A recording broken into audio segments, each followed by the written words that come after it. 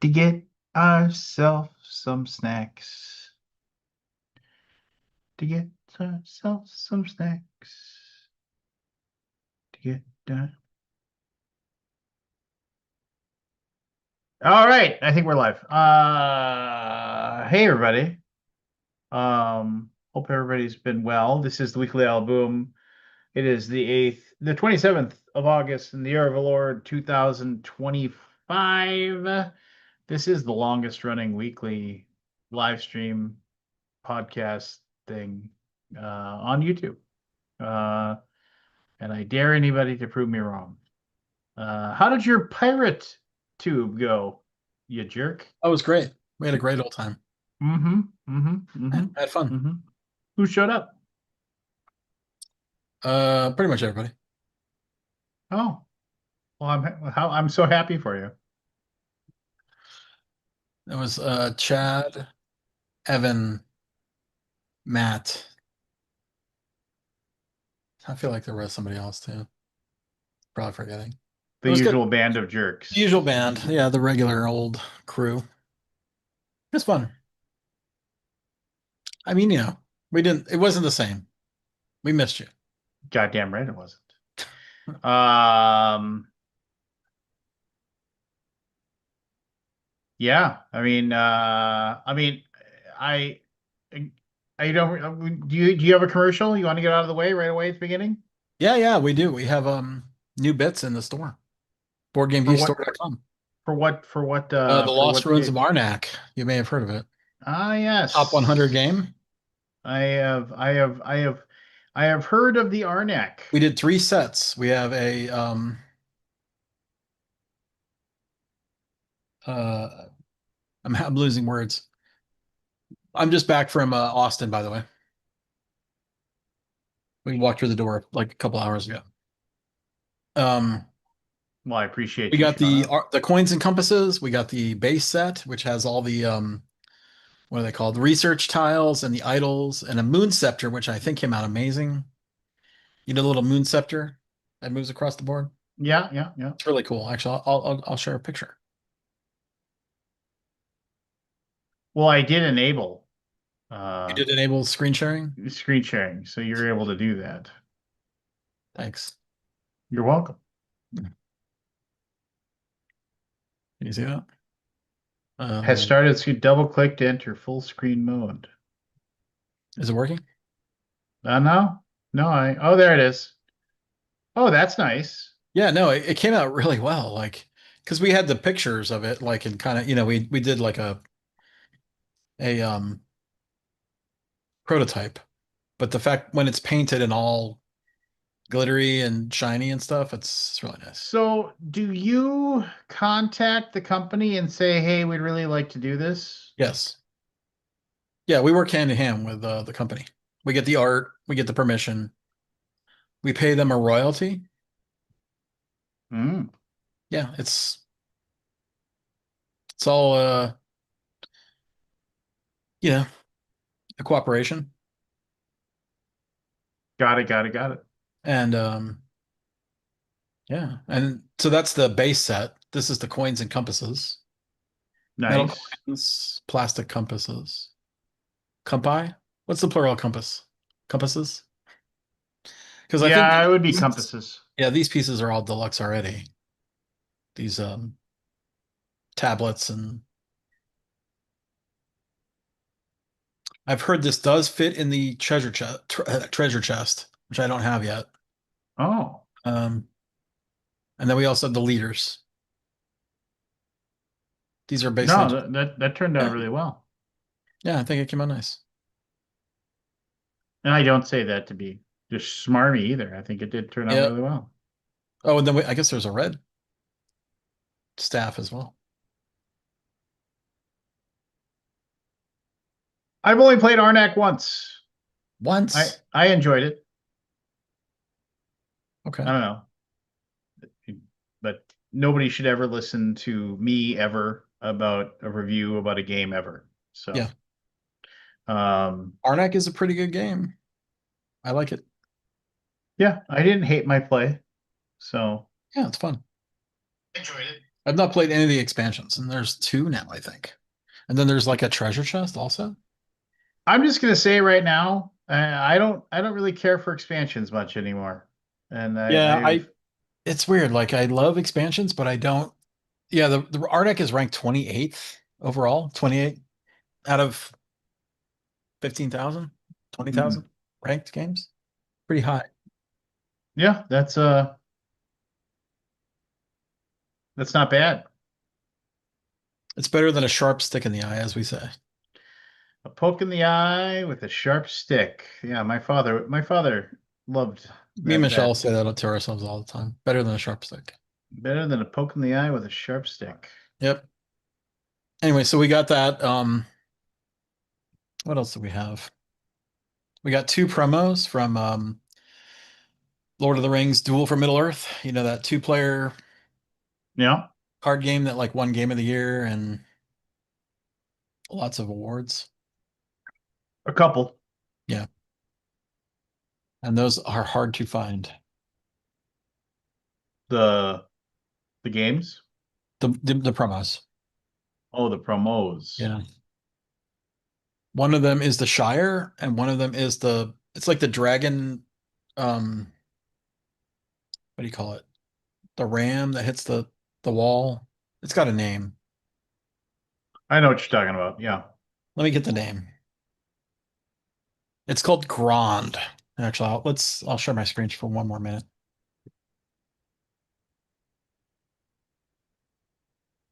There's Grand. very nice. It's pretty cool looking. It is Oh. cool. Yeah, I need to play this game. I have not played it yet. And this is the Shire. I'm weird. I have almost zero interest in playing it. Okay. So, Oh, we also got Wingspan mats. does it have a big sign that says "Just get eggs"? No. And then we got Wormspan, metal coins, and wooden resources.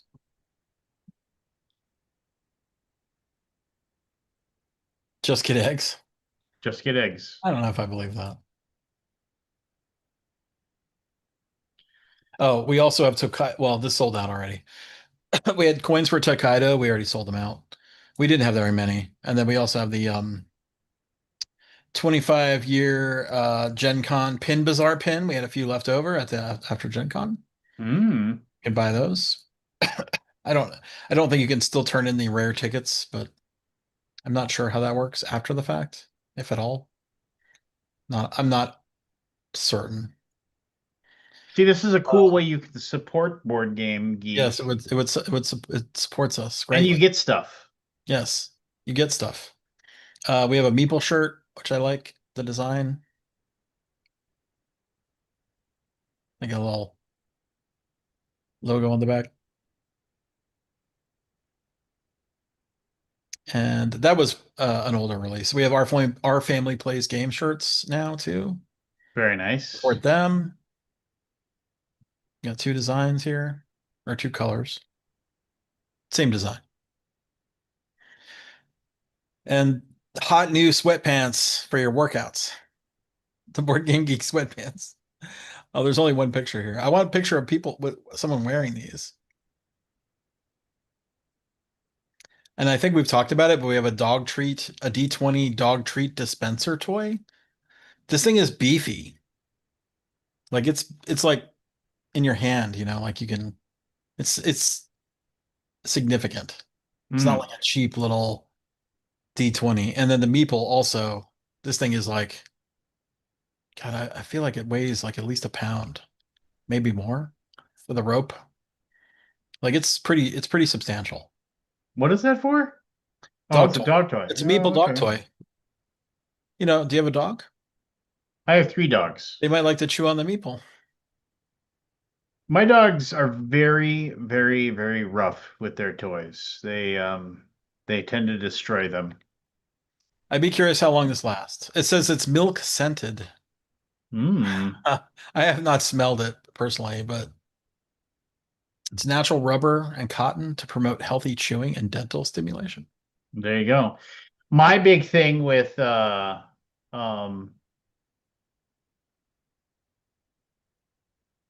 my big thing with I've had those before. You put treats in those, and the dogs Yeah, it's can a roll it dog around. treat dispenser toy.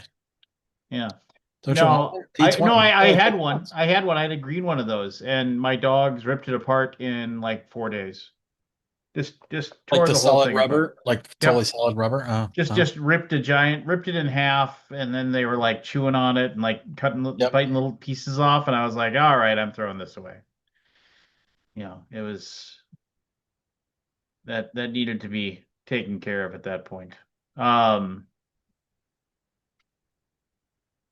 uh, They're selling pretty late well. pledges for Champions of Midgard 25th anniversary edition still available at GamePod.com.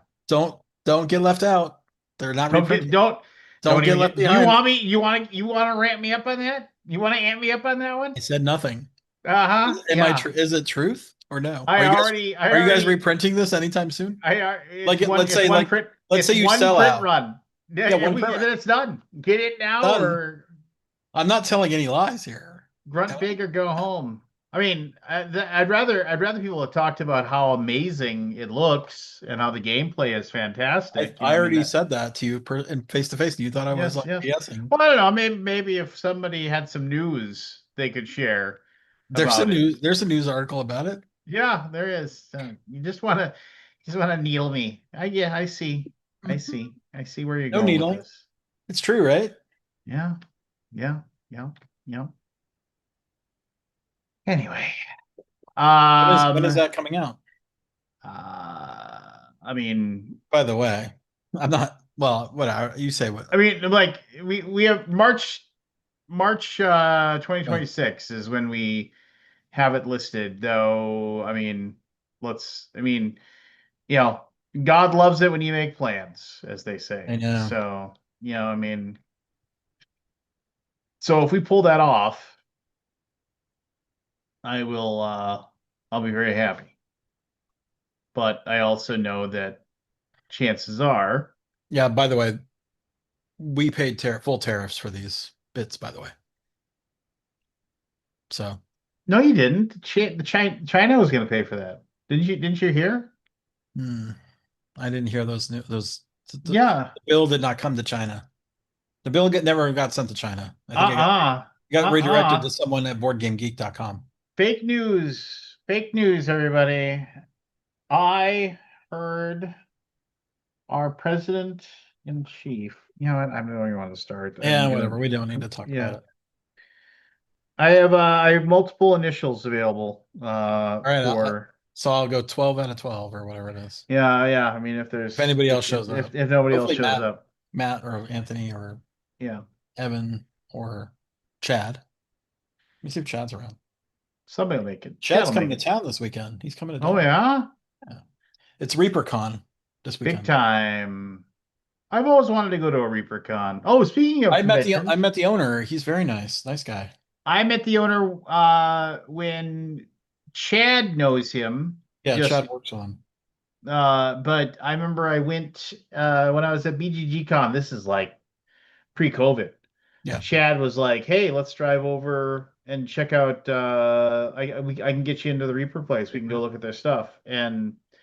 And so we went over there, and yeah, sure enough, it was like one of those things where it You was. guys drove up? Yeah, we drove over and I talked to the guy who runs the place, and he was very charming, very nice gentleman. Yeah. Hmm.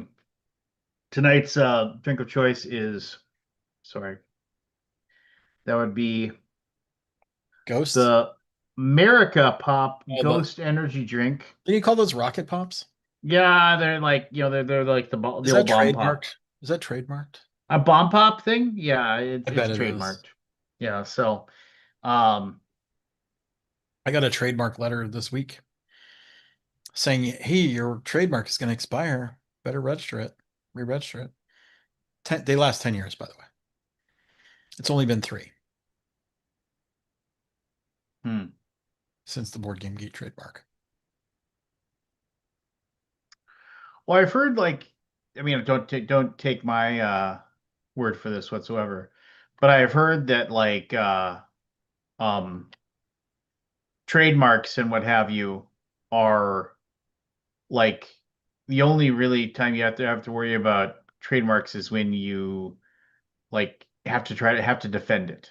Like, if like somebody, Yeah. for the most part, usually you don't, they it's nothing. You know what I mean? It's Yeah, I mean, it's like so someone can't put your logo on their shirt. I mean, there's no I guess you can like apply or get a trademark on things, but for the most part, yeah. You can get them for limited things. Yeah. Like I remember uh TMG, we said deluxeified and we put trademark on it. Like that's what he wanted to Did you ever say. And register that trademark? he never registered. He's like, well, what? And he's like, we'll just put it on there. And if somebody wants us to defend it, we will. And I was just like, well, that seems With weird. the TM or the Yeah, R? The R with the circle? I remember we always used to put TM on it, like because there's a alt whatever thing Well, to put a there's different things, right? Registered trademark is different from a trademark. yeah. But yeah, we used to Yeah, how to say fight that? Anybody try to take that from you? I Ever? mean maybe they have now after like I the don't think I've company seen don't. it in decades. I mean, you do know that like the the entity of Tasty Minstrel Games has not like declared bankruptcy. It's like Oh, okay. Still operating? I mean it exists in a Sure. in some function Huh. of He files something. taxes on that thing? I don't know. I mean, I haven't spoken to him in it's over a year now. Well, I guess I did text him briefly when Ross graduated because just hey, just want to let you know because I mean, when we were going to Gen Con and stuff, and I worked for him, Ross came with, uh, and there was so they hung out with my kid a lot. So I just one of those like, By the hey, way, what's up? tasty minstrel trademark can be put on cutlery, machinery, tools, and parts thereof. Did you guys ever make any cutlery? I Uh, wonder why he did that. Machinery, tools, parts, and thereof. Maybe that was like one of the things you needed for like dice, maybe. um, Believe me, I'm no expert in this stuff. yeah, neither am I. Seeing it, I just realized Andy probably would like might want to come on and promote Set it Grizzly straight. Camp Grizzly. You Oh know, yeah. How's it doing? I haven't looked at it recently. I backed it and then just I fired and forget. Like I do. Yeah, me too. I usually don't hang out or whatever. 346 grand. Pretty good. That's actually really, really good for just basically give us $80 and 4,179 people That's a good that's a good amount. have said I will give you $79 and 100. I never understand this. It's like, you know what? I don't want to pay the extra 19. I'll just get the standard edition. I don't get that at all. I mean, about 106 people said, yeah, I'll just take the standard edition. Hmm. I was working on the Vampire Survivors Kickstarter page today.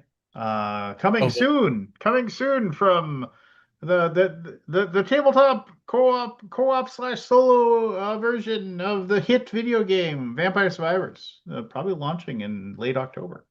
Um, anyway, that was funny. We had a meeting and both Shane and Josh were like, okay, so this is all the stuff we need to do and do this for this, and we're launching on this day. And I can't because the day isn't for sure locked in. It's like 99% locked in, so I can't share it. But late October is what I'll say. so Kickstarter Uh, lets you do multiples now without what do you mean delivery. multiples? Oh, yeah, absolutely. I mean, Wasn't the sure. only rule they ever had was after you did the one, uh like you had to fulfill one before they wouldn't let you launch one until you fulfilled your first one. After that, they want the money. Oh, the first one. Yeah, the very first So one. once you've done one, you're good. Yeah. No, no. If you're in the process of fulfillment, you can launch again. It happens all the time. Anybody who says differently is wrong. What is it? But anyway, Uh, what was I saying? I can't remember now. I was saying Vampire Survivor. Vampire Survivors launching late. No, so we were trying to like we're walking down and I was working on the Kickstarter page and then I was talking to Shane today after I had been trying to get a hold of Shane for like 2 days because I had like basically three things that I needed a CEO approval on because it costs money. And if it's like there's a let's just say there's a certain dollar amount that Shane will say, go ahead, I don't care. Don't bother me with it. But if it's over that dollar amount, he says, I That's care. approve it. You need to talk to me. And Curious what the and dollar amount is. well, I have a maybe similar. I can do it off air with Yeah, you you if can you tell me want. later. But and so uh, and so I finally got a hold of him after like 2 days trying to get a hold of him. He just hired a new warehouse manager and he's been training the guy in. And like, I was actually like, like I said, I had these three things and I had people that I was talking to, they were repeatedly saying to me, hey, what are we going to do about this? What are we going to do about this? What are we going to do about this? What are we going to do about this? Hey, Andy. Hey, And I kept on saying, I haven't talked to Shane yet. And then what's up? Tale to tell. You finished your tale. Okay. Well, anyway, so like I literally got up like from my bathroom. Usually go use the bathroom today from my desk, and then I came back down and I saw I'd missed his call like 1 minute, and I called him immediately, and he didn't answer the phone. It was like he called me and then threw his phone out the window. But that finally, happens. he called me at like 7 o'clock tonight, and I was able to finally get my three answers that I needed. So. But yeah, hold on. I believe my lovely wife has a question for me, so I'm going to mute myself briefly. You and Andy can talk for a moment. Andy, talk about Camp Grizzly, why people should give money. Okay. How's the campaign going? It's going well. We are at uh, close to $350,000. And that's pretty solid. Um, Yeah, for a the $10,000 goal. Yep. Uh, it's one of those things where you hope that it does well, right? Like because there's the people have been wanting it for a while, but you never know Yeah. until you press the button and see. Um, yeah. So $346,000, 4,388 backers, and we'll probably end somewhere between 400 and 500,000. Yeah, that's Like pretty good. yeah, like it's vaguely possible that we could hit 500K, but um, that would Yeah. that How would many be days go left? Well, yeah, we you got 2 weeks. That's two long. That's weeks. a long time. Yeah. Yeah, yeah. So really, the important thing would be what the last 2 days is. That's more the wild card, Yeah, right? because 'Cause you get all the alerts go out, right? yeah, Emails. yeah, exactly. That's Notify me. Yeah. that's the big thing. Like when you look at the number of backers per day, it's this first couple of days and then the slope Yeah, and the down curve, like and a then trough, and then it's a peak. Yeah, the peak's yeah, at like a U. yeah, and then and sometimes that end of that U is really big, and sometimes it's just like, oh, here's a little bit more, and we're fine either way, right? Like that's we're already happy with what it's doing. So Cool.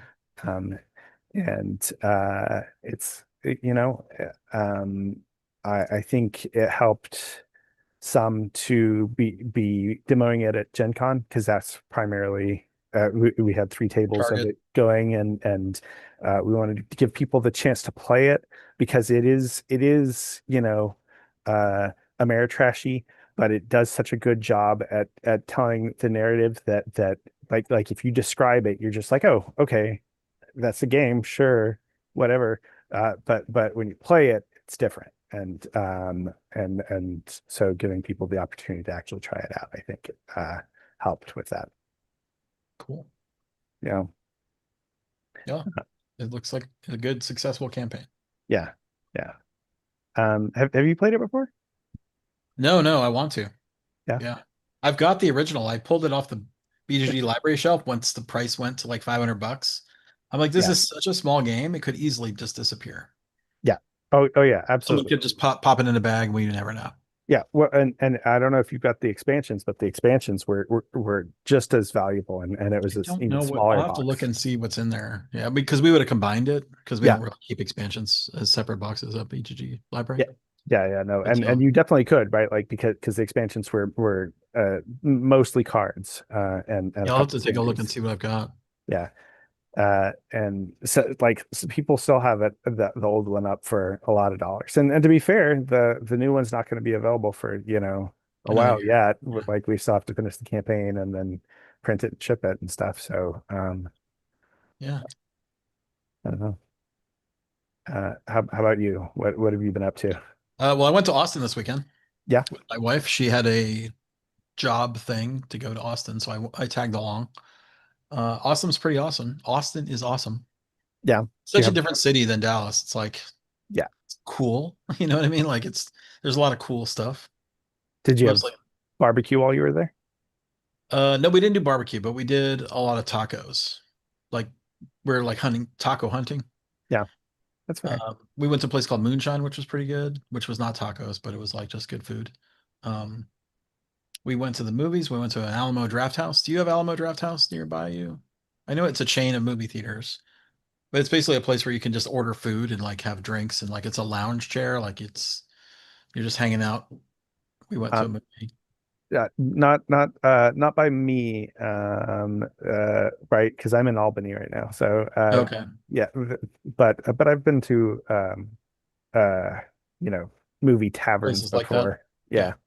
I Um, know that Alamo is a little more famous than most, but yeah. I don't know how if it's nationwide or not. It's in Texas for sure. Yeah. I'm thinking Austin is its hometown, if I'm not mistaken. But they had this whole like Shining setup in the lobby. Like they recreated the The carpet? several scenes. Yes, the carpet, the bloody elevator, the broken door, the mirror with the red rum, like all kinds of cool stuff. All shining, and you walk down you go down that path, and then you turn the corner, and that's all the theaters. So it was really cool. That's And cool. we did a little pinball pilgrimage. There's a lot of pinball in Austin. We went to a few different places, much to Michelle's chagrin. She was tired, and I'm like, well, we could go one more night and see what this is in, far side of town. Um, wasn't worth it. The trip was good, but like the pinball at a place that's like a family center is never maintained well. Right, right. Like it's most like we didn't have any like games that we couldn't play, but we had a lot of bad games that were just like this machine's broken. Like it was not as good as what it could be. Not like you would take care of it. Well, yeah. Although I've had broken machines for a while sometimes. Once because sometimes they break and it's like, well, I can't fix it right now, so we can't play it. But no, they were in various shades of broken, um, which sucks because you're paying like $1 a game, and it's like I could Yeah. go complain, and then they're like, okay, here's $1 or something. I don't know. We played like 20 games and just called it a night. And then Um, we went to a cidercade too, which is you pay a fee and then you play as much as you want. But all their games were very standard. They were all like Stern pinball, modern games, no classics at all. It was just which was fun because I played a few that I had never played before. But the place where we went out of the city had all a lot of classics, but most of them were kind of like janky, broken. Like they all had like little bits of problems and stuff. So yeah, um, when are you gonna start a pinball geek? I have registered the domain, but I don't know when I'm going to do it, if ever. There is a pinball website that is very good, and it is pretty great. Called Pinside. Isn't the atmosphere there a little draconian though? Yeah, it's a little bit. I don't know what the right word is. Well, They what's what don't. Let's just say they don't have the same kind of moderation as we do. That Board Game Geek has. what's the hurdle for you firing it off? Like what's holding you back? Work time, time Yeah, investment versus is it ever going to take off? Is it ever going to be anything? Because you sure. do. People really think that you like websites are easy. They're not. Community is hard. What are you Building talking about, man? building Squarespace says they can set me up a website in a day. sure. That's no big deal. Building a community is hard. Yeah. Like the community part is the hard part. The website, whatever. You can tell AI to write you a website tomorrow. Hey, I just saw a guy say that you all the your leftist regime or whatever won't allow anybody to think. That guy didn't respond to my comment on I his know, I was comment. hoping for some I was response. very upset that he did not Yeah, so engage. I did a public post the other day. Like I had this funny, jokey idea of like changing the logo of Board Game Geek to like something that was like, let's say, evocative of a certain Cracker Barrel logo. I don't know if you've heard about the Mhm. Cracker Barrel No, logo. no, I saw your post for sure. Anyway, it went viral. I think I got like 100,000 views on it, like and 500 likes, and a lot of people posted some not so nice things. Yeah, people are jerks. People are jerks. I mean, It was a to be fair, lighthearted poking fun at the current state of affairs of the world that logo matters so much to people that they would boycott a restaurant that they would happily go to sure. To be just because fair, of I the like the meme that said uh old white men say they'll never eat again at a restaurant they haven't visited in 8 years.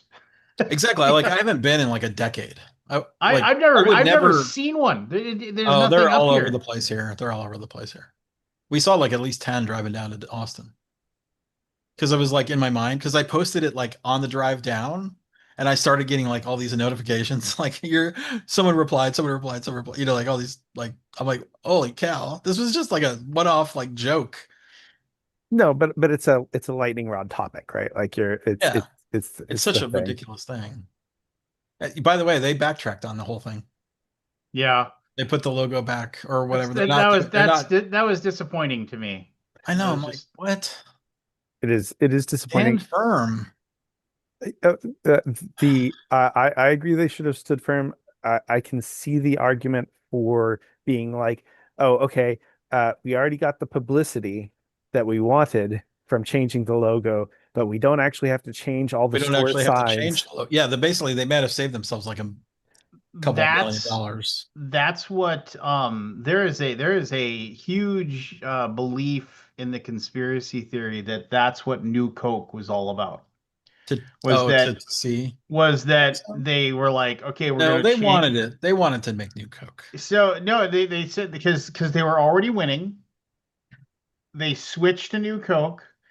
I watched a documentary about it. It was just like, and then they said they were gonna like, and they were gonna let people be incensed about it for like 4 months or whatever, and then then they came out and they said, we're listening. We're gonna bring Coke back Classic. Coca-Cola And they Classic, did. and it's still to this day By the way, called Coca-Cola Classic. you And cannot if get you new Coke.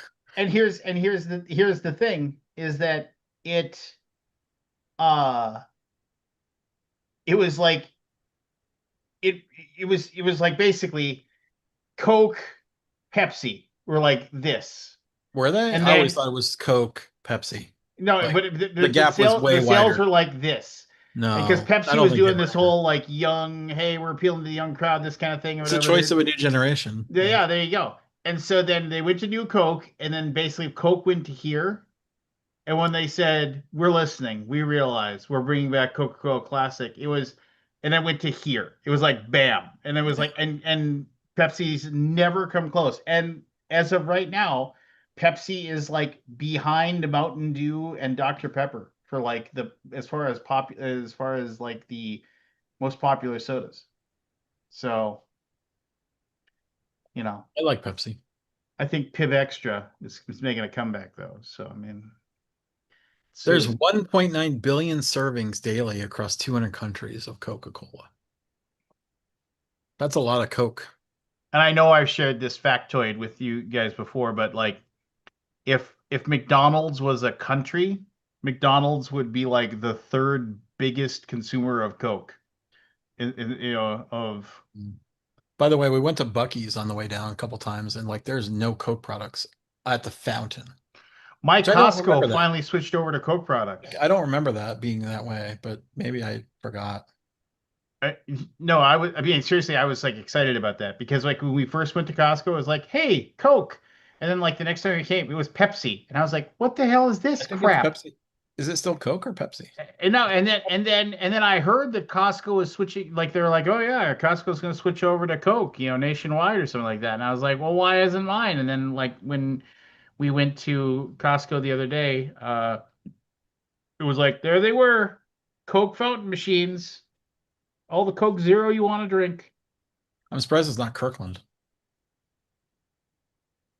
Even they realize the Kirkland soda isn't going to cut it.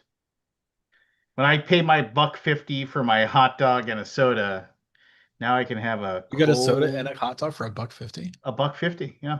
And the CEO of Costco A and pretty good people, deal. and anytime anybody said we should raise the price, he's like, I will be in the ground before we raise the price Right. Like, for yeah. for, for No. the hot dog and the soda. You'll do fine. Just keep the price the same. Yeah. We don't have a Costco nearby, so we don't really shop there. We have we don't have one right now, but literally 3 blocks away, they're breaking ground on one that'll be open in There you go. a year or two. Um, and it took them a really long time to fight people being NIMBY about the I Costco. could see that. I don't think I would like one nearby me too. Well, so it, it it's on a piece of land that is owned by and is adjacent to a mall already, right? Like it's already going It's to be already using, commercial yeah, property. Yeah. yeah, like, and it's not just commercial property, but they've got, a loop road that is the name of the mall road that goes around this mall that'll feed into this Costco. So it's not like it's going to It's not disrupting the devastate. whole Yeah, patterns of yeah, everything. Yeah, sure. but people are still up in arms, and and Yeah. and there was people filing lawsuits and Fighting blah the blah city blah. hall. Yeah, Yeah, yeah. You But can't fight City Hall. Haven't you heard? I heard. Yeah. but yeah, we're looking forward to that because the Cool. alternative here is BJ's, and BJ's is much worse. Mm. Okay, I never heard of BJ's. Yeah, it's BJ's whole. Yeah. So I yeah, mean, I've yes, heard of. yes. So BJ's It's wholesale. Alaboom after dark, everyone. I mean, I don't want to say it. Yeah, no. So We have Sam's Club here. yeah. So I think there's a Sam somewhere, but BJ's is the more common thing, and it's much worse than a Costco. Like it's notably like not as good of a deal, not as good of selections. They're clearly try to cut corners with uh the little stuff like oh no, customers can get the carts that are out and bring them in. Right? They They don't. don't have someone to go around the carts to bring them in. Yeah, I'm sure they do like once a day, right? Yeah, but But it's they don't put someone on rotation. Yeah. yeah, it's the vast majority of the time if you go there, You have to bag yourself. I mean, I guess you do at Costco too. well, so what's funny is since we got here, that they had their self checkout stuff area, and they decided there was too much shrinkage, and so what they did Ah. was they There's shrinkage removed. at BJ's? Yeah, Oh. Ah. they removed the The scanners, jokes write themselves. Uh, the gun scanners, because they felt that like people were stealing too often with the gun scanners, and so it's just that much more inconvenient to shop there, because if you want to self checkout, you're like taking these giant things of toilet paper, and even worse, the like heavy stuff where you're like, here's a thing that weighs as much as me of cat food, and trying to run it across the bed scanner, because they took away the scanner guns, because that was what was causing the shrinkage. okay. I was recently at a God, what store was it? I actually witnessed a like somebody try to like shoplift like two armfuls of backpacks and like the security was like on them in a second. It was like they ran out the door, and the security started chasing them, and then they just threw the backpacks up into the air and just kept running, and then they just gave up chasing and just picked up the backpacks. And then I was like, oh, are they gonna like what are they gonna do with? Oh, they just put them back on the shelves. I was just like, oh, okay. I was like, do you like you try to like figure out who that was and like no, you just put them back on the shelves. Yeah. Um, Depending upon which anarchist radio show you listen to, they say everybody should be shoplifting because they already bake the price of their shoplifting There's loss into shrinkage the into the. everything that you buy anyway. Yeah, that's worth it. um, when I was in when I was working for an office supply store when I was much younger, and uh, I was walking around doing my thing, and I get to the back of the store, and dude had taken a TV from the electronics section, which is up in the front of the store, and he had put it in his cart and taken it to the back of the store, and like I could see him like angle through the shelves doing this. He was taking it out of its box. And I was like, "That's weird." And so I radioed, and I'm like, "There's a dude back here doing this thing," and they're like, "Oh, okay, well, we're gonna station everybody." So all the employees like moved to positions, and what he did it was he ditched the packaging into the shelves in the back, and took the just the TV up front and set and was like, "Hey, I bought this. I need to return this." And they were just like, "No, no." And he tried to raise a stink, and I want to see a manager and stuff like that, and didn't. Really? Yeah, yeah. No, it was he Like, was dude, we he saw was you taking it out of the yeah, yeah. box. Yeah, no, it was he was very sure of his plan. Um, When Rebecca worked at Kmart, we still had Kmart's in town, and she was like in high school, or it might have been went right out of high school. She said that there was basically one spot in the store where the cameras couldn't see, See? and Blind spot. the shoplifters knew that was the spot, and like every day you'd go back there and you'd just see the ripped open containers of whatever that they had stolen laying on the in the middle of the floor, Hmm. and you just picked it up and threw it away because you couldn't really do anything about it. You'd think somebody at some point would say, maybe we should put a camera right here. I mean, even a dummy camera, right? A camera that's focused right there. Yeah. So they'd say, oh, okay, you know, I better not do anything because I might get caught. I don't know. When I worked at the video store, I caught kids stealing movies all the time. And like half of them got scared as soon as you said, "Hey, give me the movie back," and the other half were like, "Don't touch me, I'll call the cops." I was like, "I'm gonna call the cops right now because he stole something." And then they try to Yeah. run, and you just be like, "Ugh." Did you grab by the head? I Sure. chased down a few, I mean, just like, and I just I never like laid my hands on them. I just, eventually they'd get scared and they just drop the stuff out of their jackets and stuff. And then at a certain point, I just decided, whatever the $8 an hour I was making wasn't worth me chasing Yeah, after a like I kid think on an that's the I way everybody is. over an icy, Yeah. like parking lot, while traffic's going by. You know what? If you really want that copy of Mission Impossible, it's all yours. Mostly, it was the I video think that's the way games. it is always now. Everything Yeah, is. mostly it's just like I said, it's the video games that they would steal. And so then and then my manager, they finally just were like, okay, this is stupid. Why are the video games in the back? So they Well, just that's yeah, GameStop learned their lesson a long time ago. they eventually then Every just all the discs are like not in the boxes. oh yeah, and so we just had the games behind us in a cabinet, and people are like, hey, I want to rent this, and we'd be like, cool, and then we put the box in the cabinet instead of like leaving it out there for them to steal. Just uh, so many Nintendo 64 cartridges stolen. Scott, I don't know if you would have heard this, but in Fort Worth, and this was a while ago. This is like um 20 years ago. So you probably I wouldn't was have been here. alive. You're there. Yeah, I moved here So in the 90s. in Fort Worth, there's a GameStop off of Hewlin, and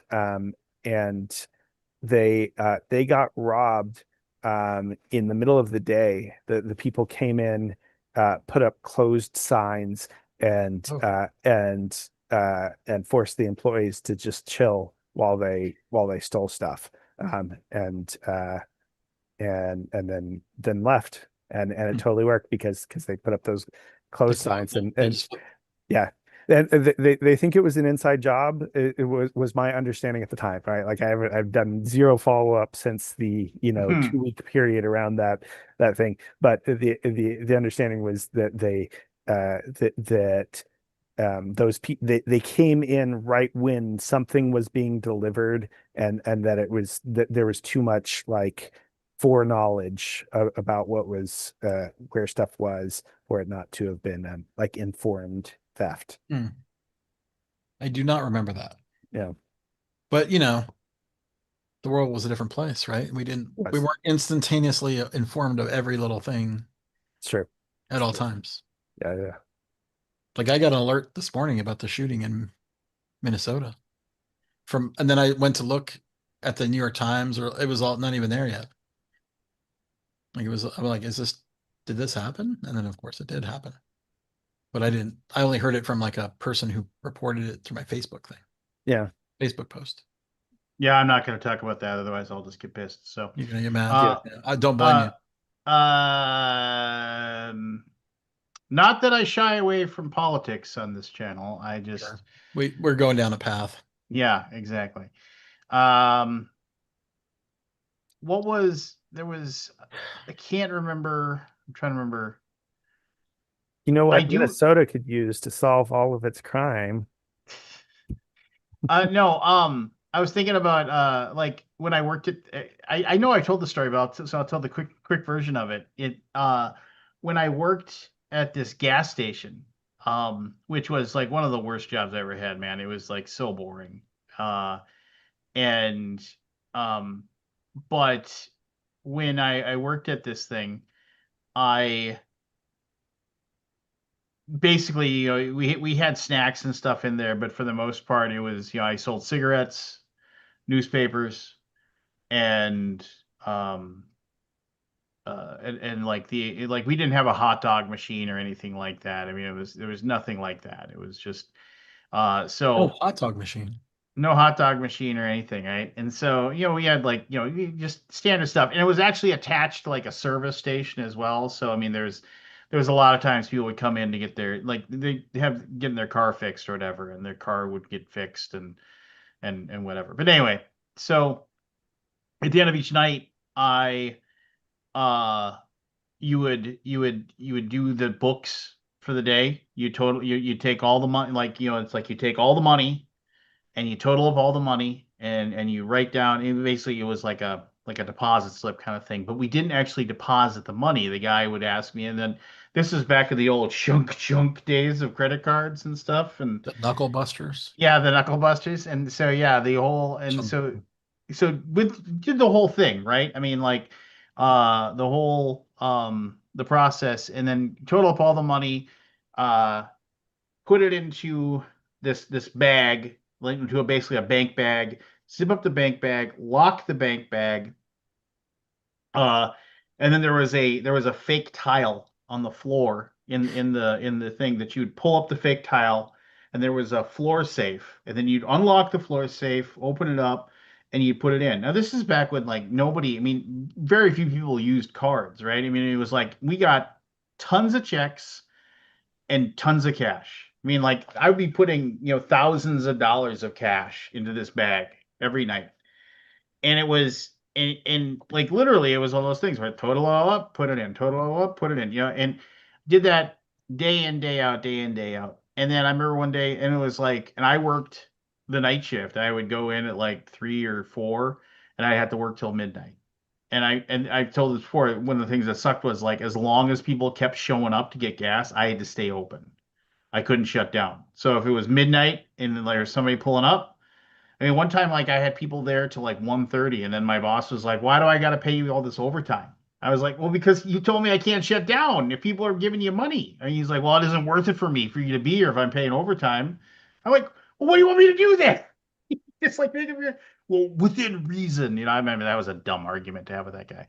He didn't like me much. Anyway, I so mean, what were you making? Like $8 an hour or something? Five this bucks an hour? no, not even. This is like $3 an this is. hour? I mean, no, I was probably making 650. Somewhere around those lines. I So mean, it at was best, like he was paying like $10 an hour to you. Because yeah. So I mean, because this would have been one of like this was probably my job that I worked at the most, and I probably had 3 or 4 jobs, and this is probably oh man, I mean, this is probably like 95. If I had to like guess at the era of win, so it'd be like 94, 95, right around there. Anyway, and then one day, like, and so then I get done working, and like if it was before last call, I'd speed out to the bar, grab a couple beers with my buddies, then I go home and I go to bed. And I remember I got a call like at like 6 a.m. one morning, and I was just blasted tired because I had worked all night the night before. And and he was talking to me like he needed me to pick up extra shifts because this one guy was this one guy I could picture him in my head. I can't remember his name to save my life. He was quitting. He was like, "Oh yeah, I'm moving to Montana with my girlfriend." And I was like, "Oh, cool." And he's like, "Do you think you can pick up some morning shifts or you can work doubles?" And I was like, "Dude, you want me to work like 18 hours a day?" I was like, "Hire somebody." I mean, he gave you 2 weeks. Hire somebody. Just like. But anyway, so he called me and he's like, "Hey, I need you to come in." And I was like, "What?" And he's like, "Yeah, I need you to come in here. It's really important." And I was like, "Okay, whatever." And he's like, "It's really important. I need to ask you something." And I was like, "All right." So I pulled up. This guy's name was Brian. And I pulled up and there was 2 cop cars there. And then the cops basically said, "So yeah, like the place got broken into." And and I was like, "Oh my gosh, and I'm looking to see if they broke anything, but they didn't break anything." And basically somebody had opened he's like, "Did you do the deposit last night?" And I said, "Of course I did the deposit last night." He's like, "Well, how much was in there?" And I was like, "I don't know, man. That's why I read it on a piece of paper." And somebody had just basically opened up the safe, taken all the money, and it was obviously the guy that was leaving town because he had all the keys. He still had all the keys and everything. It was just like because he still had one more shift to work.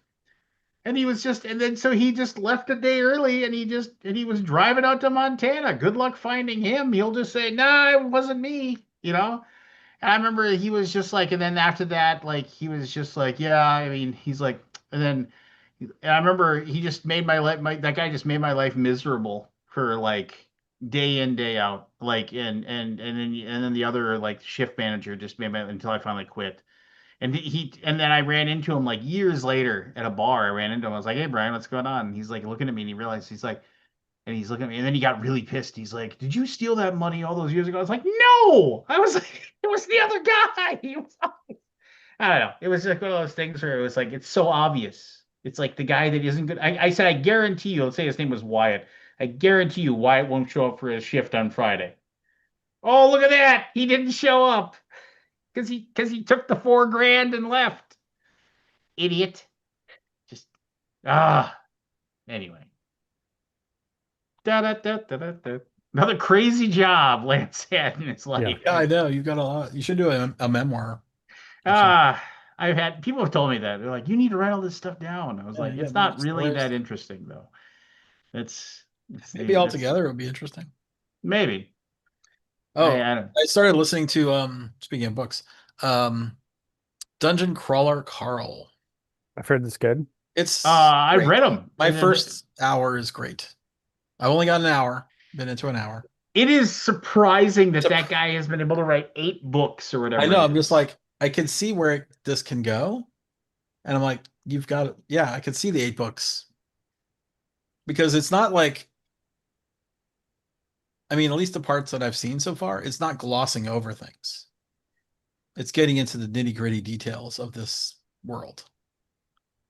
At least at the first hour. I don't know if it holds up, but I'm guessing it does. People love it. Yeah, no, it's good stuff. Matt likes it.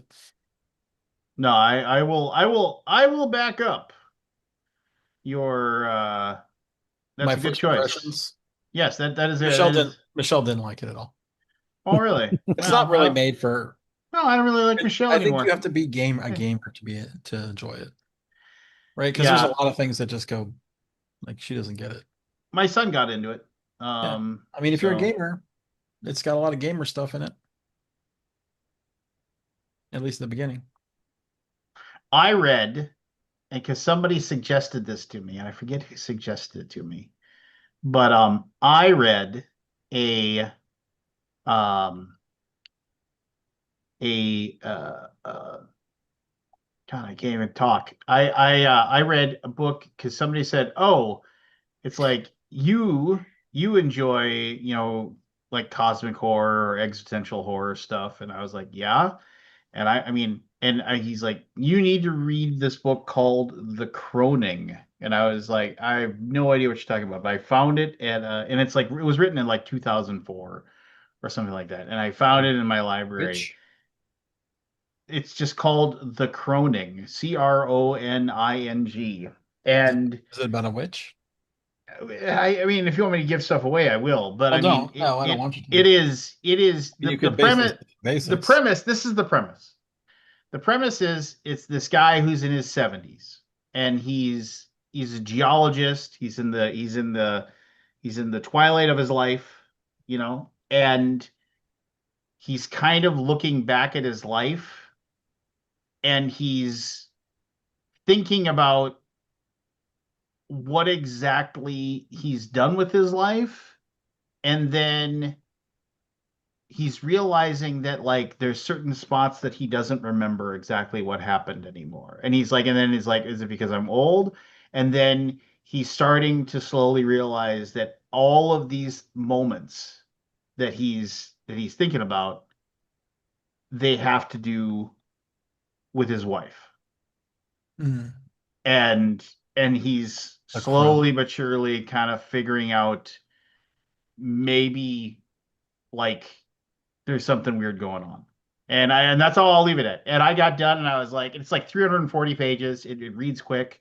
And I was like, oh my gosh. Like that is, I mean, I haven't felt that way about a book since I got done reading The Fisherman, which if you like existential horror, you have to read The Fisherman. That's by John Langham.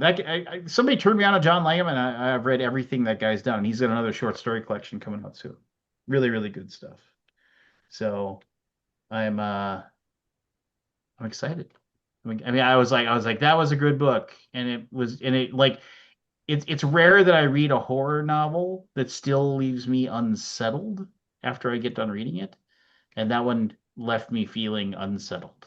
It was just um really well done. It was kind of like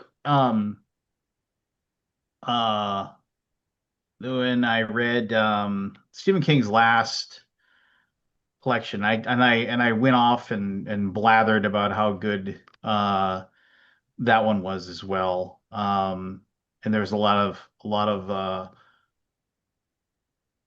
great stuff in that. And I can't remember that there's one short story in there that uh I mean I've got to look it up. Danny Coughlin's Bad Dream, and that is, and I think I talked about that, but the premise behind that is this guy, he has this vivid dream of driving his car to this old broken down gas station on this road that's within like 10 miles of his house.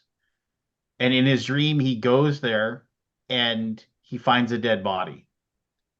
And that dream just sticks in his head and sticks in his head because it's so vivid. And so he drives out there because it's just consuming him. And of course, it looks exactly like it did in his dream. Everything's exactly the same. And then he finds a dead body there, exactly like he had in his dream. And so then he tries to report it to the police, but of course the police just assume he's the one that killed the person because why in the hell would he be out in the middle of nowhere, Sure. and like I had a dream about it and it told me to go and look. Uh-huh. Uh-huh. Get in the car. Just one of those things. So that was really good. But anyway, Cool. The most recent thing that I read was the second volume of graphic novel called Love Everlasting, uh, ooh, which is the idea is that there's this lady, and it's kind of like old classic love stories, Pulp Fiction-y kind of love stories, not like the movie Pulp Fiction, but like, pulp romance novels slash pulp romance comics, where every week there's some new love interest sort of thing. But the thing is that uh, she every time she falls in love, uh, she resets and starts a new love story, basically, right? Like it's uh it and that it takes, however many loops, and before she starts realizing that every time she falls in love it starts over, and she can only barely remember what happened before. And if she tries to fight it, then she gets killed. She like if she like runs away at the end, rather than declaring her love for the person, a cowboy shows up and shoots her.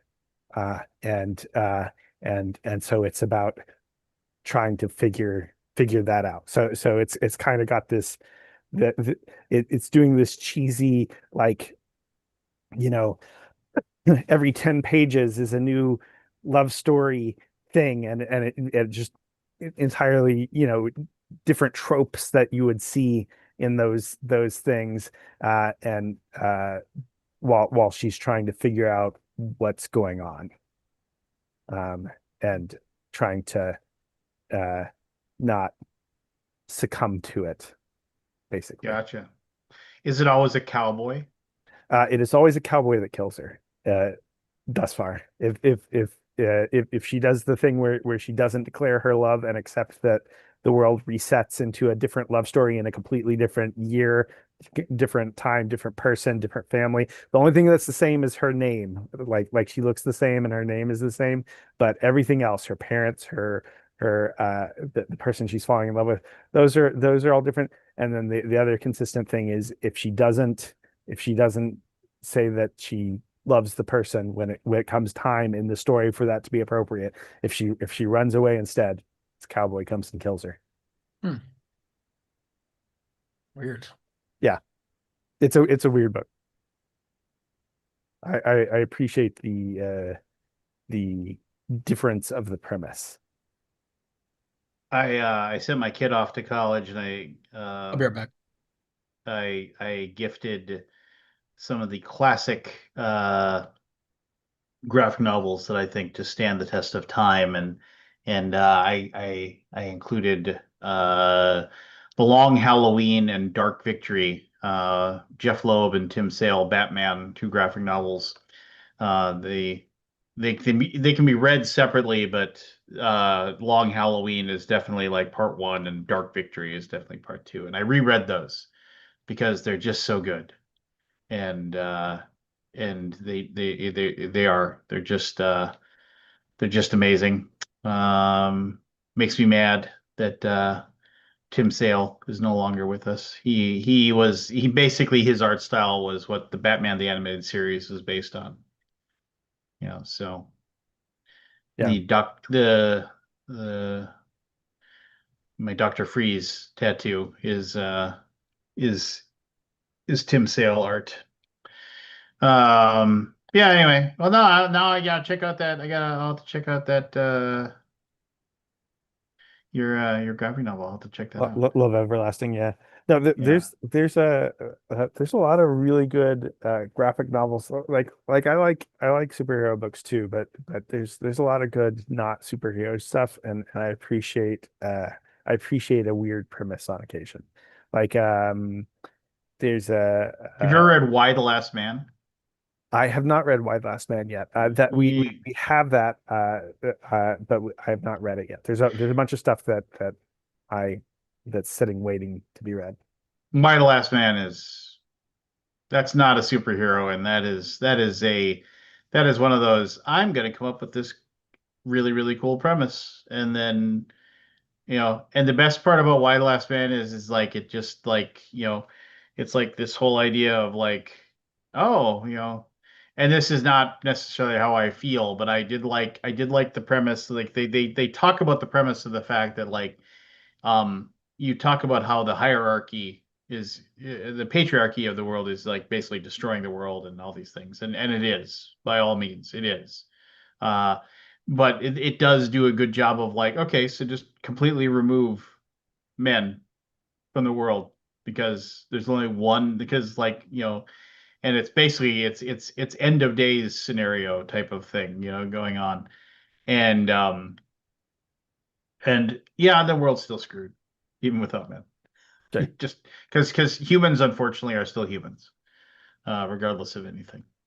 Um, Uh, you might also like there's a graphic novel called Crowded, and it's like near future where things are slightly more dystopian. Everything is a gig economy, right? Like everything is the Uber for whatever, but also everything is crowdfunded and including putting hits out on people. So and the idea is that there's this lady and she's a dog walker, and she's just like a kind of a vapid, 20 something, and all of a sudden somebody has uh, put a crowdfunding hit out on her, which is to say people can contribute money to this crowdfunding thing, and whoever kills her collects the bounty. And so she doesn't know what's going on, but she's trying to uh, avoid being killed, and hijinks ensue. Uh, Hijinks. hijinks, yes. Have you ever read 100 Bullets? Oh, that's a good question. Have I read 100 Bullets? I feel like I haven't, but I'm not good. Or give me premise and The maybe premise is that there is this uh, you know, super secret society, um, and like power behind the throne type stuff going on. That and the background and the truth of the matter is slowly doled out in drips and drabs. It takes its time before it reveals everything. But the big premise is that there's this guy, and his name is Agent Graves, and he approaches people and he hands them a briefcase. And and he usually interacts with them, like he has a conversation with them, and like, hey, how's it going, whatever, and they're like, "Who are you? What's going on?" And he will then say, "Hey, so your life is completely and totally screwed because this thing happened to you." And they're like, "How do you know that?" And he's like, "Well, here's a briefcase. Inside this briefcase is incontrovertible proof of the person that screwed you. Like the reason why your life sucks is because of this person." And here also in there is a gun and 100 bullets.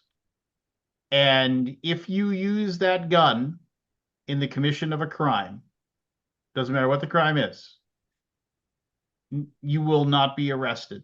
You will not face any consequences. And like there's this one where this guy gets it and he's like, um, I don't, and he's like, well, I'm going to test it, to see if it was. And so like he like goes into the park and like he starts just shooting the gun in the air, causing a public disturbance. And of course the cops come, they arrest him, they pull him aside. On the way to the jail, they get a phone call saying, "Turn him loose." And they pull over to the side of the road and they hand him back the briefcase, they hand him back the gun, they say, "All right, see you later." He's like, "Huh." And so yeah, and it's one of those things where it's like, and of course, Agent Graves has a reason for the things that he does, and the big, and is he working with this big secret society? Is he not working with this big secret society? And it slowly but surely, you know, gives you the information as you learn all these different people that have their own things that they're doing, and you know, so um and then there's a big giant um there's a big giant uh overall story arc, right? Where like what's going on kind of thing. Mhm. But then there's also like little one-offs, and like there's this of where like you know Agent Graves like gave and I don't want to give anything away, but there's a great little thing where it's like he um it's just like basically like you find out like he was actually behind, like they take real life either murders or assassinations that have like happened in our history, and they actually show where it's like, oh yeah, Agent Graves was behind that. Like, it's like the whole like, who killed this person? Oh well, now we know it was like this guy with 100 bullets actually was behind the whole thing, that kind of stuff. So it's cool like that. They do a really good job. The neat thing was one of the weird offside things, if I remember correctly, the two people that the artist, and now of course it's commonplace. It's like, oh yeah, whatever. But at the time, this is in the 90s, Brian Azzarello and oh my gosh, why can't I think of the other guy? One was the writer, one was the artist. It wasn't because, and also it's 100 issues, a hundred Mhm. bullets, 100 issues. They went in saying this is what we're gonna do, and it's gonna take 100 issues to tell it. Uh, but they didn't actually meet in person till like issue like 70 or so. Like one of them lived in Brazil, the other one lived in New York, and they would just talk on the phone to talk about how they were going to do it. I mean, now of course that's more commonplace It is because more of, common. but this is a comic book that was released in the 90s. That's kind of like the Postal Service, the band. Are you familiar with them? The what series? The Postal Service. So it's a band that is the lead singer from Death Cab for Cutie and somebody else who does the music part of it. So he does the singing, somebody else does the music, and they collaborated uh, uh, remotely to make the album that they did. Um, Really? yeah, it's a good album too. Uh, and it's funny they got sued by the United States Postal Service, and then they reached some agreement where they wouldn't be sued anymore, and the United States Postal Service actually had their album for sale on their website. Like you could buy stamps and this album. Uh, So when you go into the postal service and they say, would you like uh would you like any stamps or an album? I don't know if they ever sold it in stores, but it was definitely on the internet. Uh, it was a thing you could do. That's unfortunate because that would have been cool. Yeah, I'll It take would an have been. album. Um, yeah. When I worked at the disc and tape, I caught people stealing music all the time. And the owner of that, may he rest in peace, he would absolutely, if we caught somebody, he would call the cops and he would prosecute them every single time.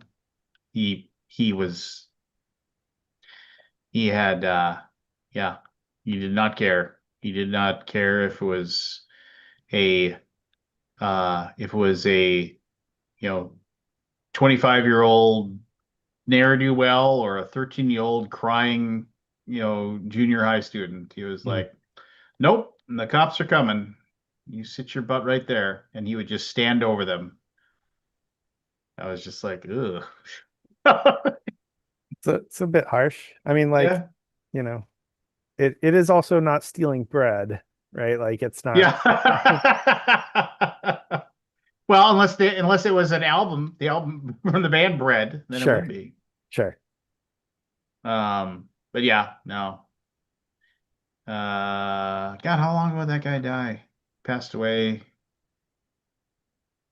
Oh man, it was 3 or 4 years ago. Um, that guy was miserly too. He was uh anyway. Uh, Speak ill of the dead, as they say. Um,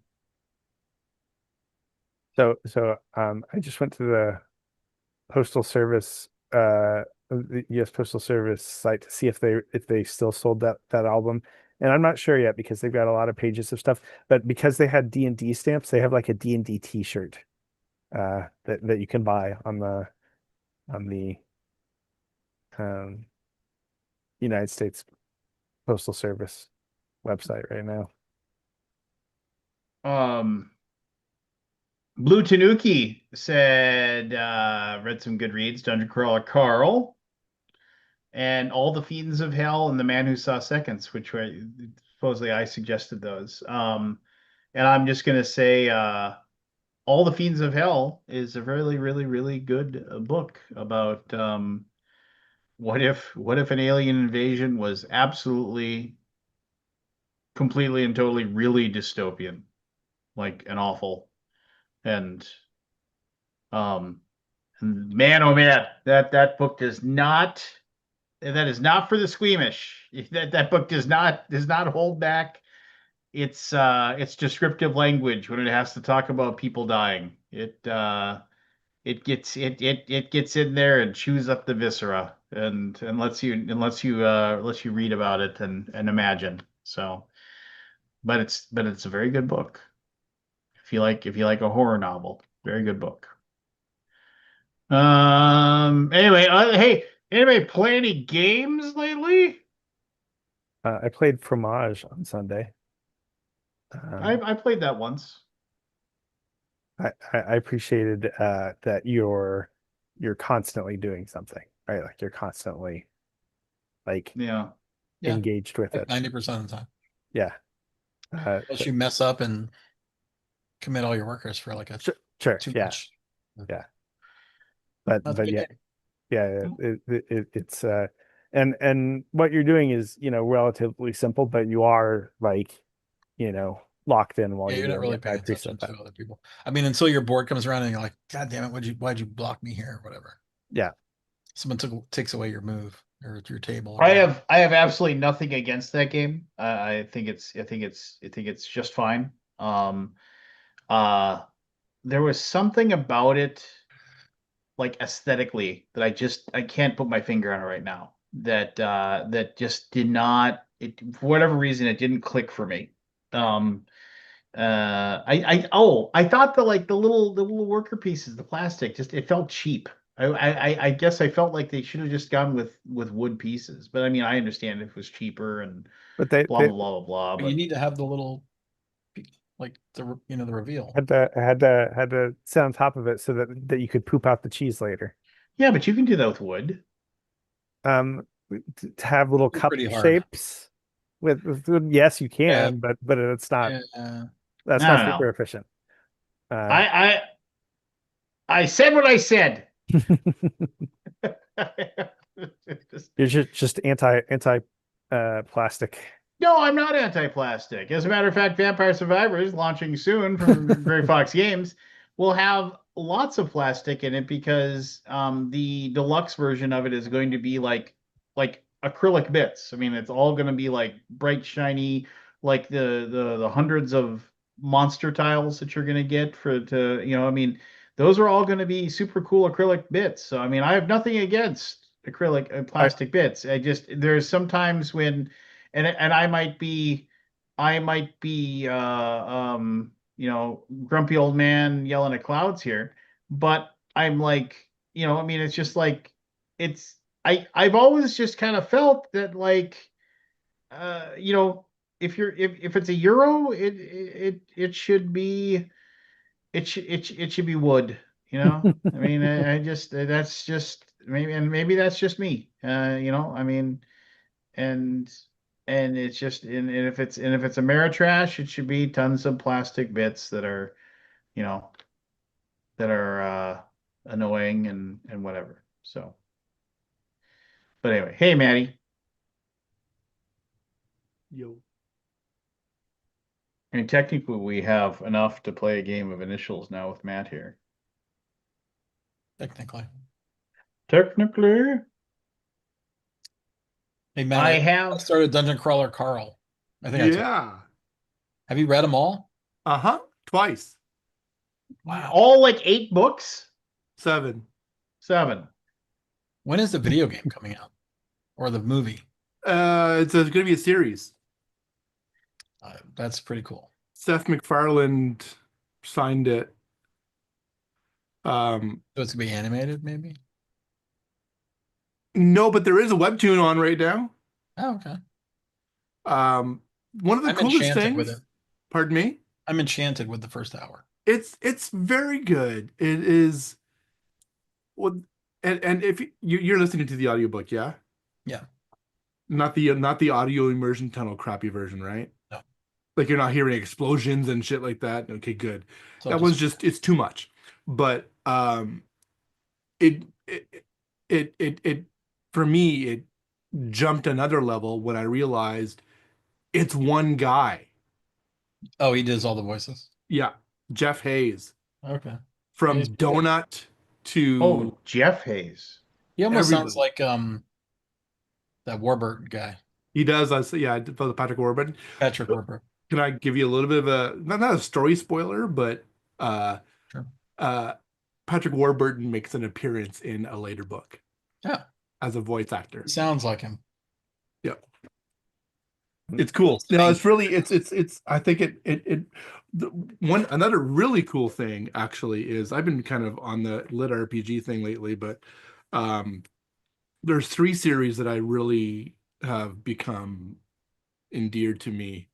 Uh Dungeon Crawler Carl, one called He Who Fights with Monsters. Probably I like almost even more than Dungeon Crawler Carl. Uh, and then one called Heretical Fishing. Ivan Van Norman put me onto that one.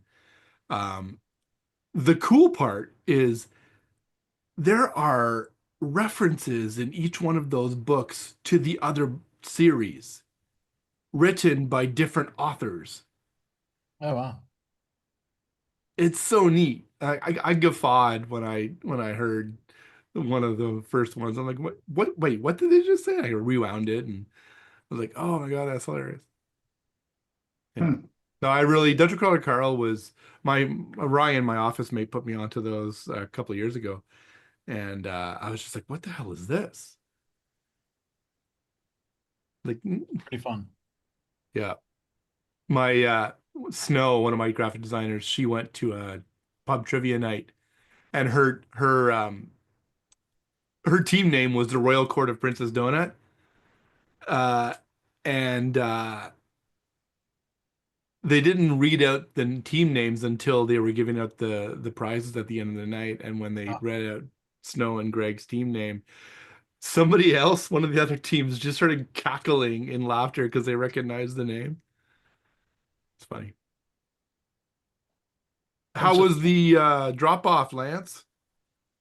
Ross's Uh, eh. you still recovering?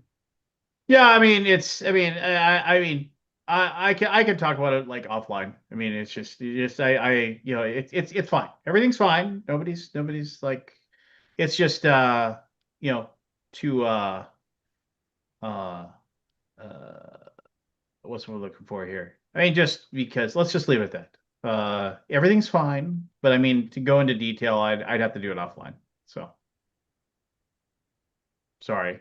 Don't mean to be vague or cryptic or All anything good, like that. man. All good. But Um, it went okay though. yeah, everything's fine. Good. All right, I got 4 different initials. And some of Holy these, shit. one of these has been sitting around for like a month. So, somebody pick 1, 2, 3, or 4. 3. All right. Andy's not wasting any time. He wants to get that. Well, I'm good for probably one game of initials, and then I'm gonna have to crash. Unacceptable. Oh, okay. Everybody go cancel your pledges Is it for 11:40 for you, Andy? It is 11:40 for me. Yeah. Yeah. if you backed Camp Grizzly, cancel your pledge. And back for 2 copies instead. Yes. I'd like to Uh, say that Risk of Rain is over $600,000. Wow. Doing well. I'm very proud You of work on that one?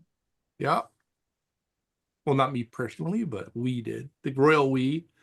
the royal we. All right. We have H H. H as in helicopter. S as in Rotom. there you go. Oh, hang All on. right, here we go. Let me turn off YouTube chat. 1 second. Yeah, me too. Yeah, Put you it on big my other cheat. monitor. All right, here we go. Has often been at odds with the United States government.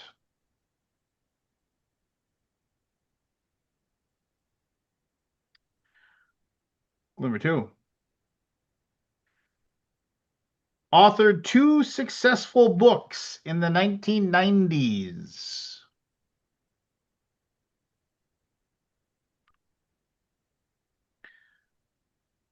Number 3. Had, and I mean had, a long-running cable TV show. Can I ask a question? Mm-hmm. What do you mean by cable TV? It means Well, different things there and here. you just have to figure it out. Number 4. Has been a judge on reality TV competitions.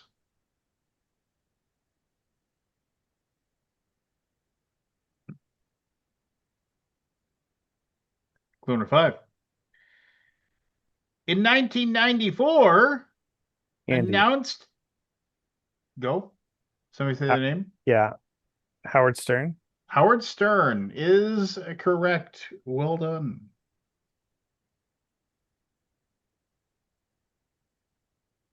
Item number 2. Andy off to a big start.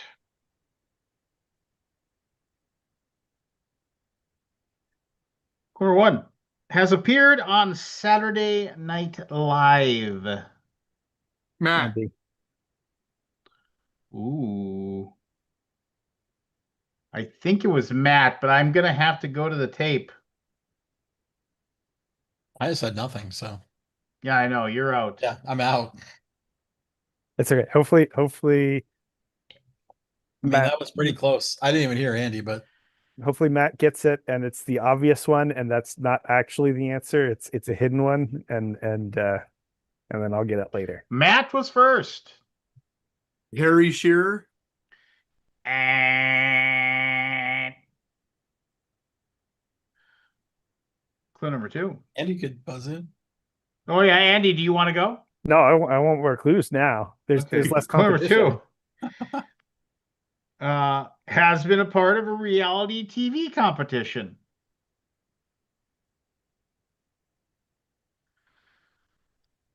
Clue number 3. Has appeared in a Christopher Nolan film. Aldi. Go for it. Harry Styles. Harry Styles is correct. What Harry was he in Christopher Styles. Nolan film? He was in Dunkirk. Yeah. Yeah, Dunkirk. Well, okay then. What reality TV show was he in? You got America Got Talent probably, or Britain's Got Talent or something. Oh, maybe. Item number 3. We're not gonna 1 go. to 1 to 0. Enjoys skates.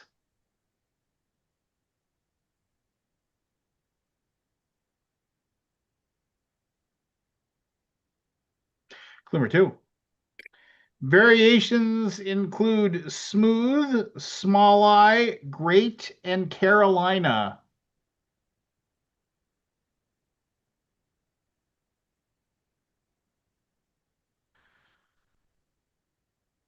Clue number 3. Does not do well with captivity.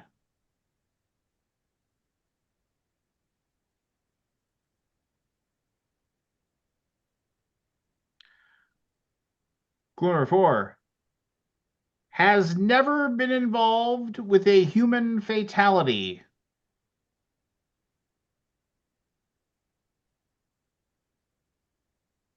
Aldi?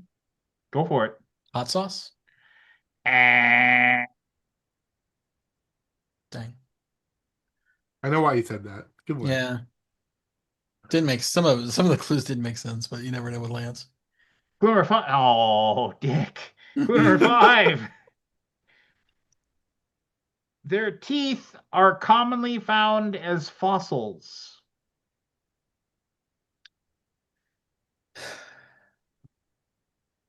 Like I've got part of it. Final clue. They are named and known for their unique skulls. Andy, Andrew, hammerhead shark. hammerhead shark. I had the shark part for a couple of clues, but I couldn't figure out an H. Yeah. Coolest shark as well. Hammerhead sharks are cool. They eat skates. That's when they enjoy skates. Like one of their common things are because skates are like they bury themselves in the sand and the weird electronic impulses their bodies give off. Like the hammerhead shark can they're the They way that radar in. yeah, they basically clue in on it and then they're able to like pin it down with their head while they chew away. All right, here we go. Well done, Andrew. Matthew having an off night so far. Clue number 1. Was released in 1968.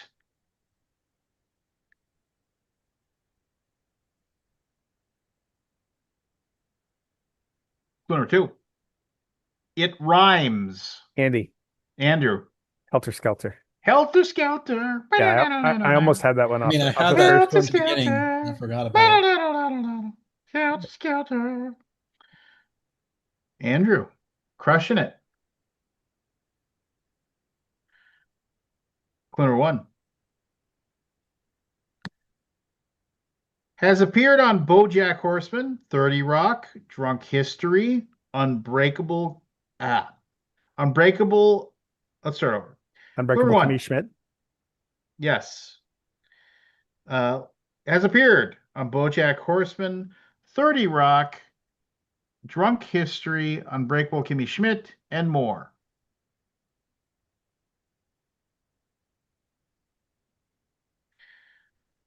Number 2. Born outside the U.S., but grew up in Chicago, Illinois.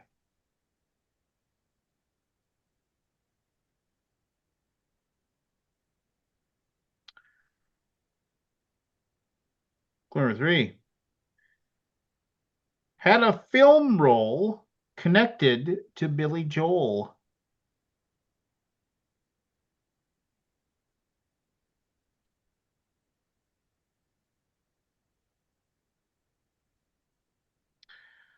Number 4. Was a part of I Wish It Was Christmas Today.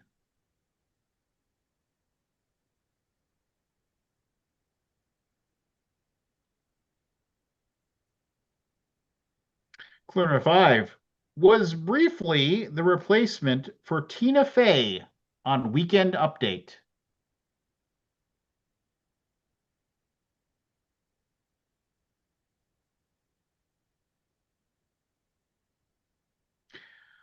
Final clue. This funny man was on Saturday Night Live from 1998 through 2006.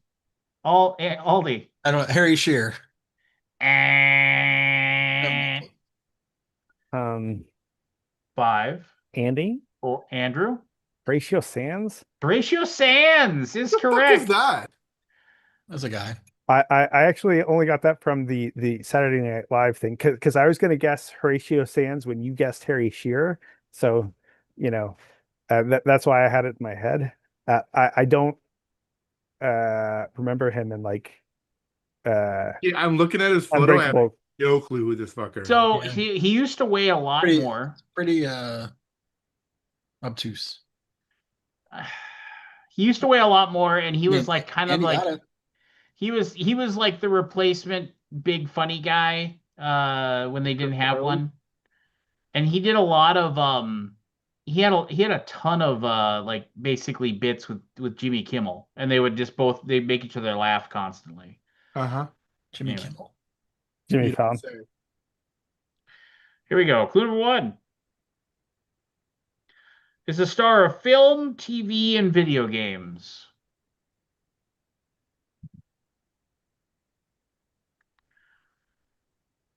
Clue number two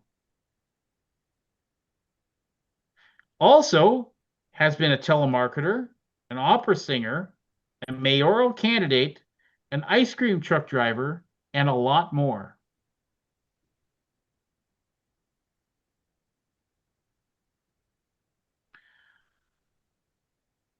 Clue number three has had a hand in adding a word to the Oxford English Dictionary.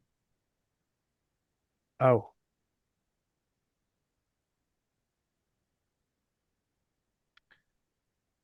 Clue number four.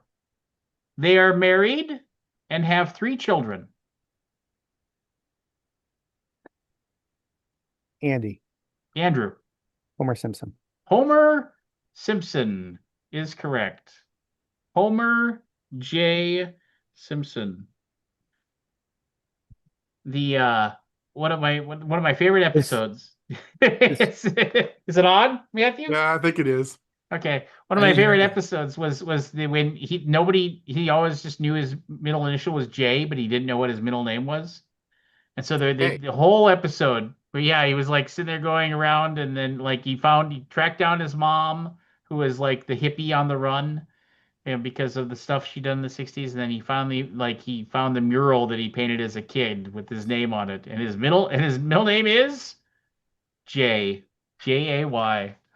Oh, my middle name is Jay.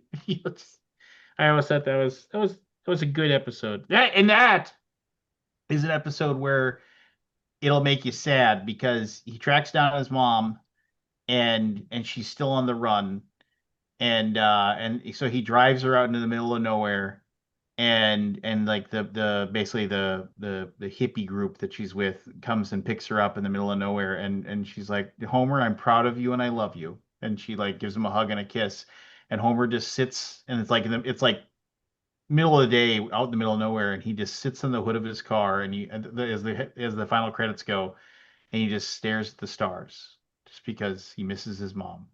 It's just like you're like, oh my God, why is this cartoon making me cry? But it's a good moment. Here you go. Appeared in 2012.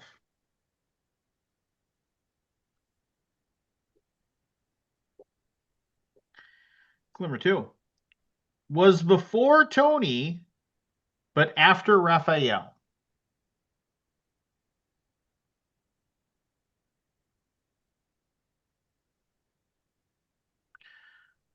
Clue number three was seen in the United States, the Bahamas, Cuba, and many more countries.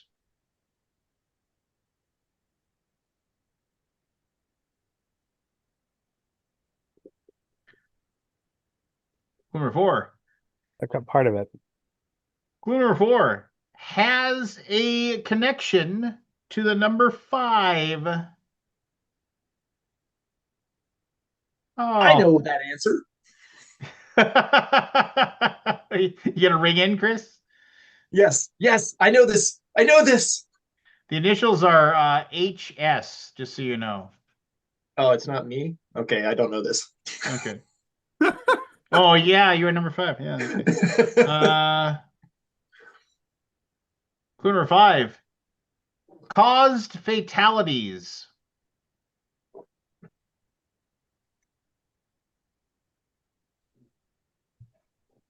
Like I know, you know, Final clue. give me the specific.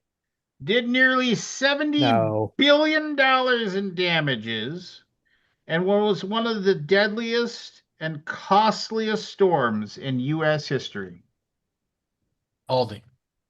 Aldi. Hurricane Sandy. Hurricane Sandy. Sandy is correct. Hurricane I Sandy. don't get any of those clues. My brain would only give me Katrina. I could not get any other hurricane names in my head. Chris, I've got bad news and good news for you. The Hit bad me with news is we're already on item number 7. The good news And- is you're tied with Matt. Sweet. Don't call it a comeback. Hit and twist.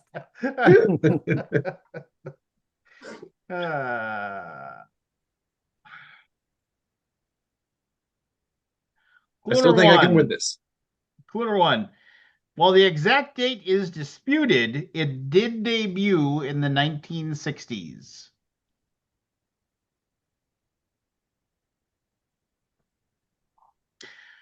Clue number 2. Nintendo released a video game version of this in the 1980s. Andy. Go for it. Hollywood Squares? Is correct, Andrew. Wow, you Wow. are on fire tonight. And Fuego, I believe, is what What's the opposite of Infuego? Because that Stone means Cold Dead. That's what you are. Stone Cold Dead. En muerte. yeah, Yes. no shit. There we go. Clue number 1. Appeared in 1999's She's All That.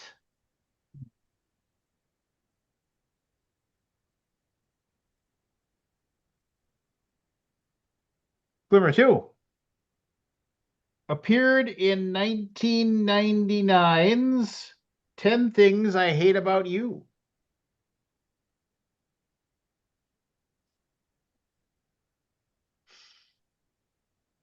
Clue number 3. Appeared in 1995's Clueless.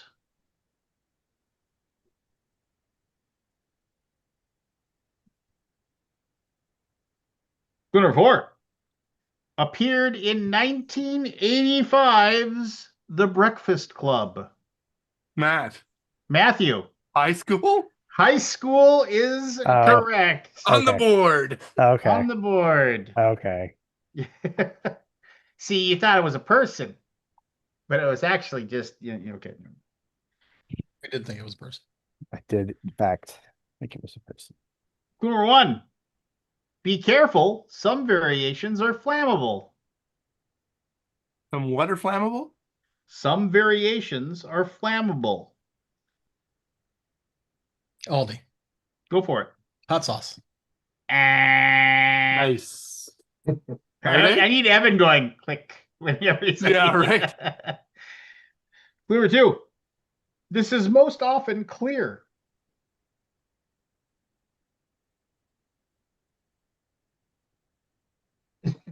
Clue number 3. This is commonly bottled. Come on. Give us I know the second word.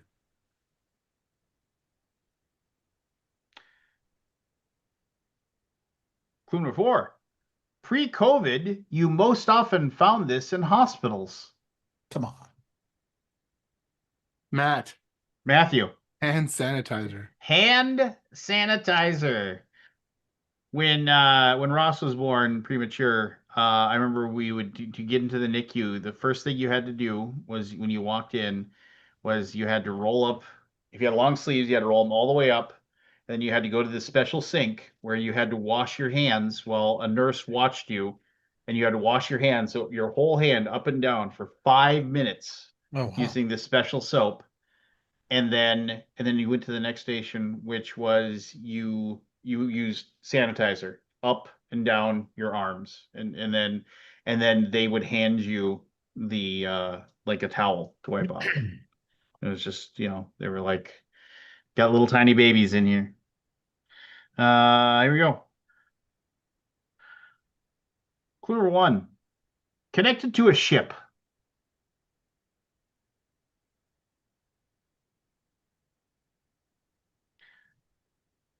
Clue number 2.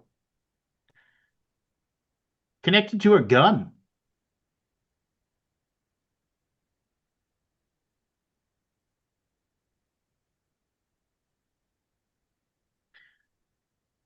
Clue number 3. Connected to a vest.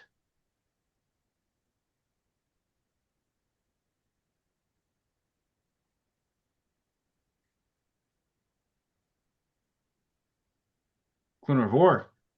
Connected to royalty. Chris. Chris. Chain?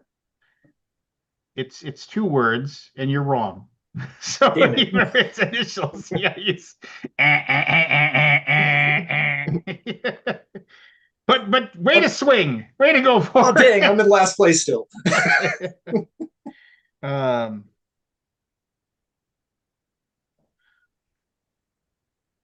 that was clue number 4, right? Yeah, clue number 4. Yeah. Clue number 5. Connected to a co-pilot.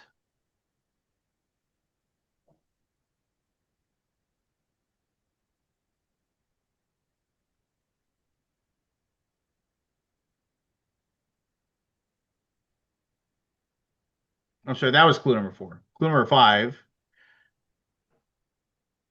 is not located on Earth.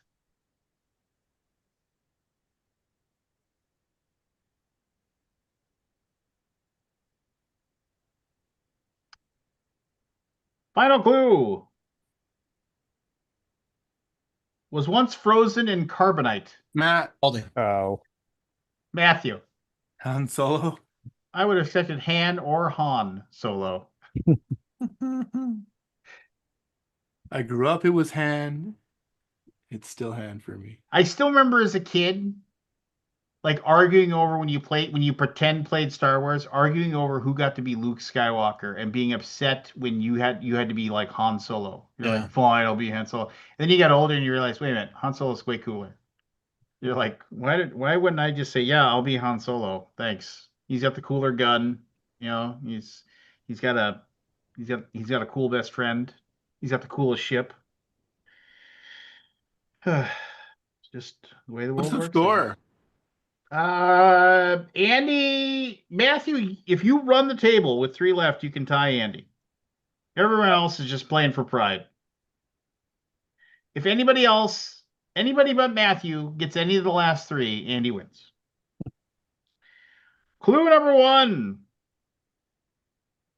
Starting in 1997, worked at a diner and was a single parent.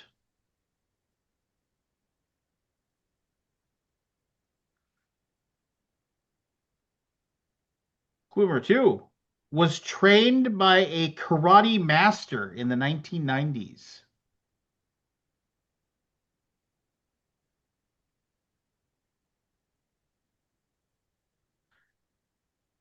Clue number 3. Had an award-winning performance in a 1999 film.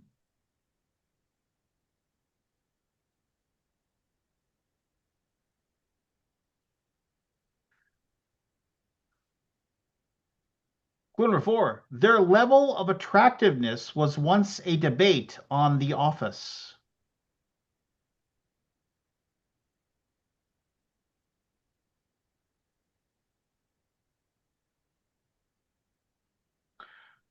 Clue number 5. During their Academy Award speech, said, "I'm just a person from a trailer park that had a dream."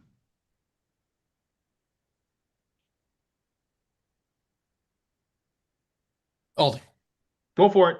Hillary Swank. Hillary Swank is correct. Andrew, you backed into the win.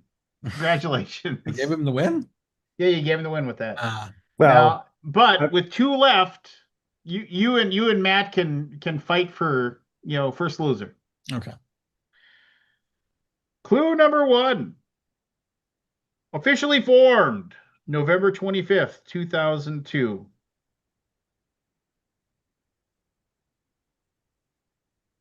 Chris. Chris.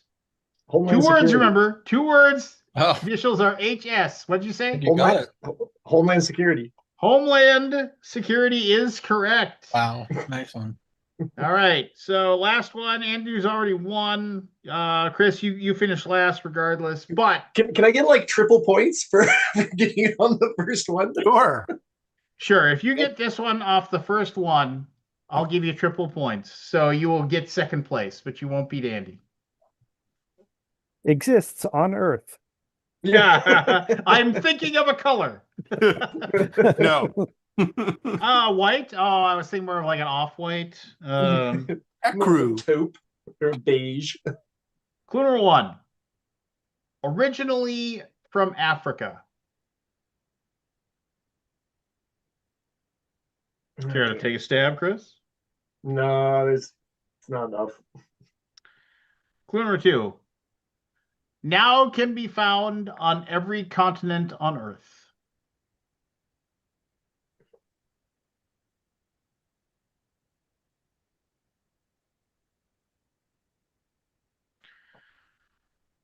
Clue number three.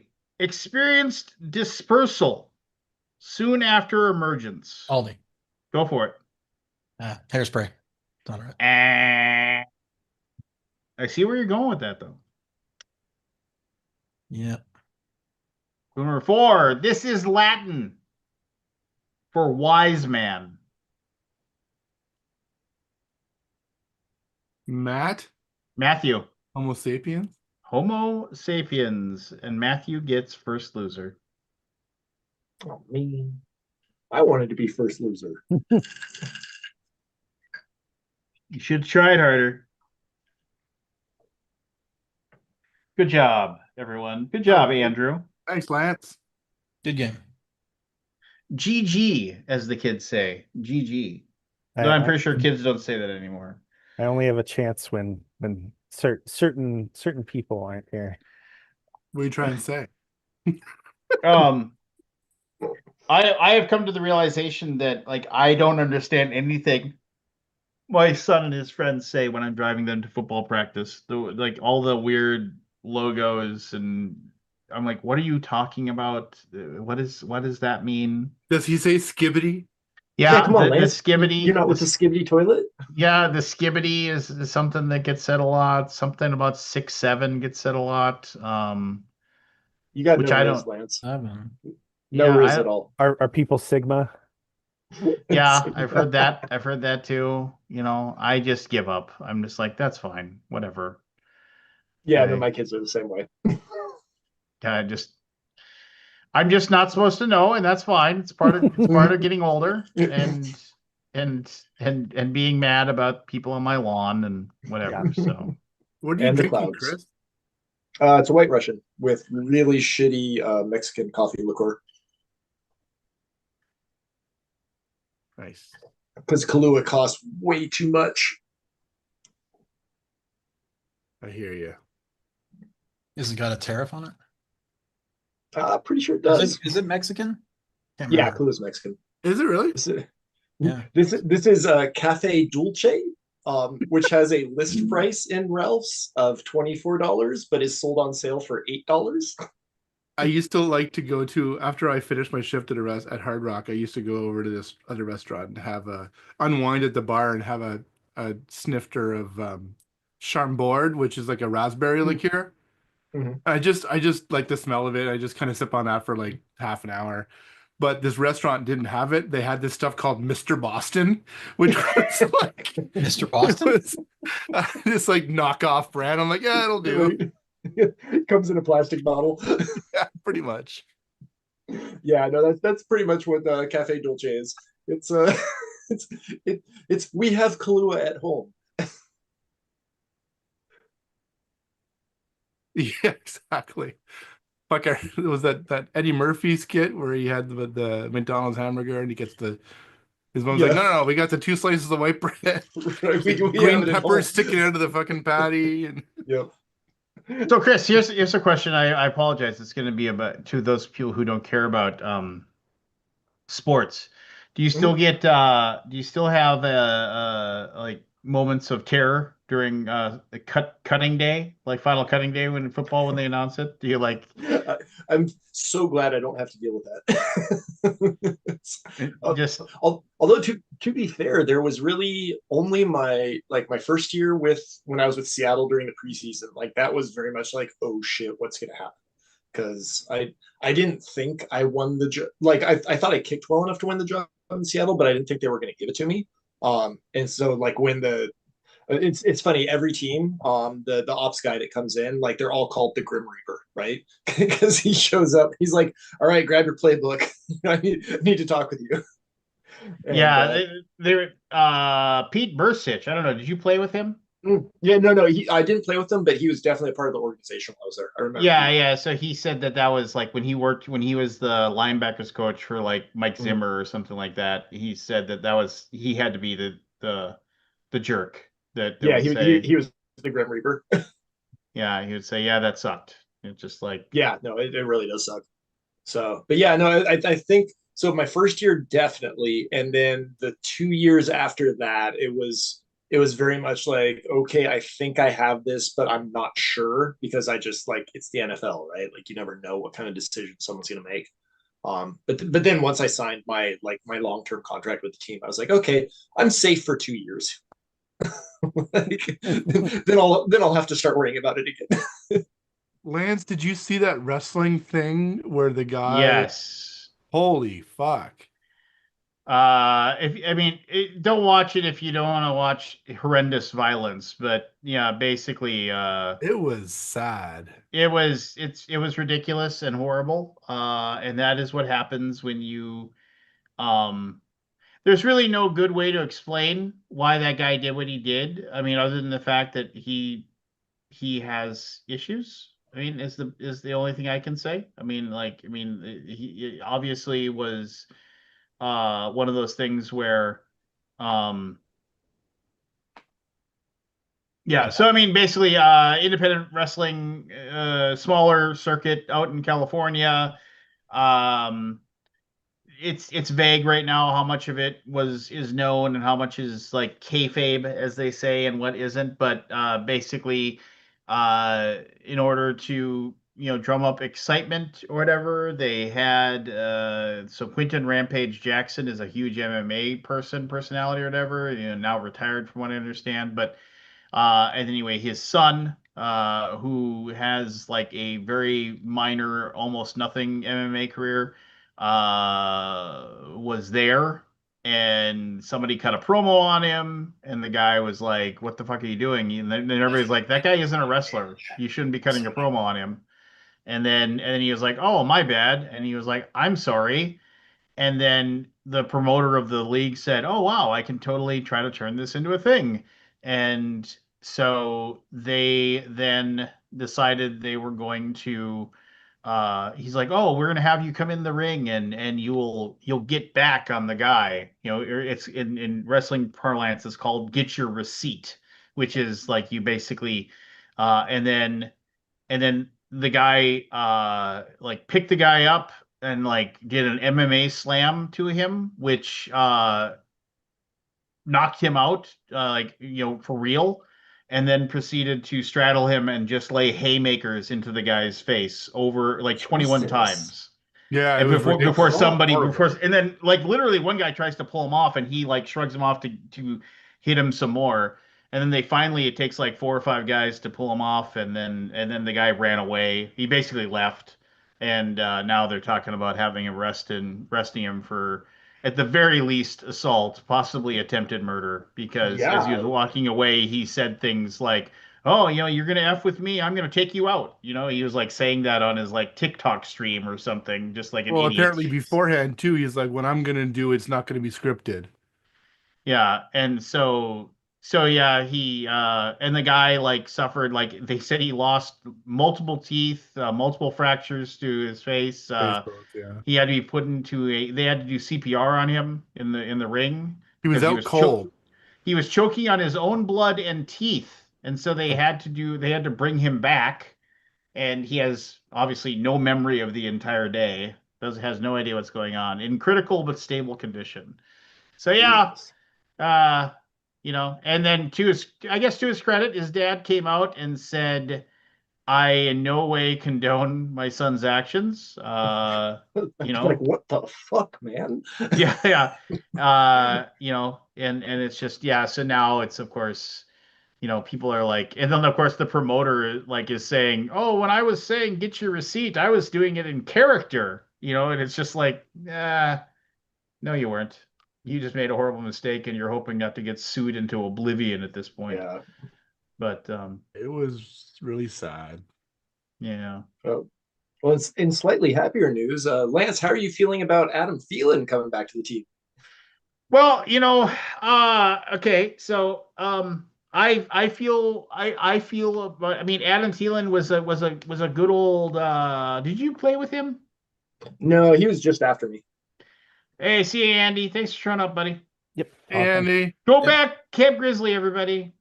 Thanks. Yeah. And if you already back it again. Um for good measure. No, so I will always despise Adam Thielen along with like Kirk Cousins. I'm sure they're good human beings as far as like maybe talking to um their families and whatever, but ever since they were like big giant COVID deniers, anti-vaxxers, that inevitably they cause people to die because of the Yep. fact that they were so vocal about it. And when you have that ability and that power to be able to like say, it's like, oh well, it's like it's just not that big of a deal, and then that's going to convince people that um might normally have gone off and gotten the vaccine Mhm. to not do it. So I mean, it's just did they purposely like kill anybody, or like did they run them over with a car? No, but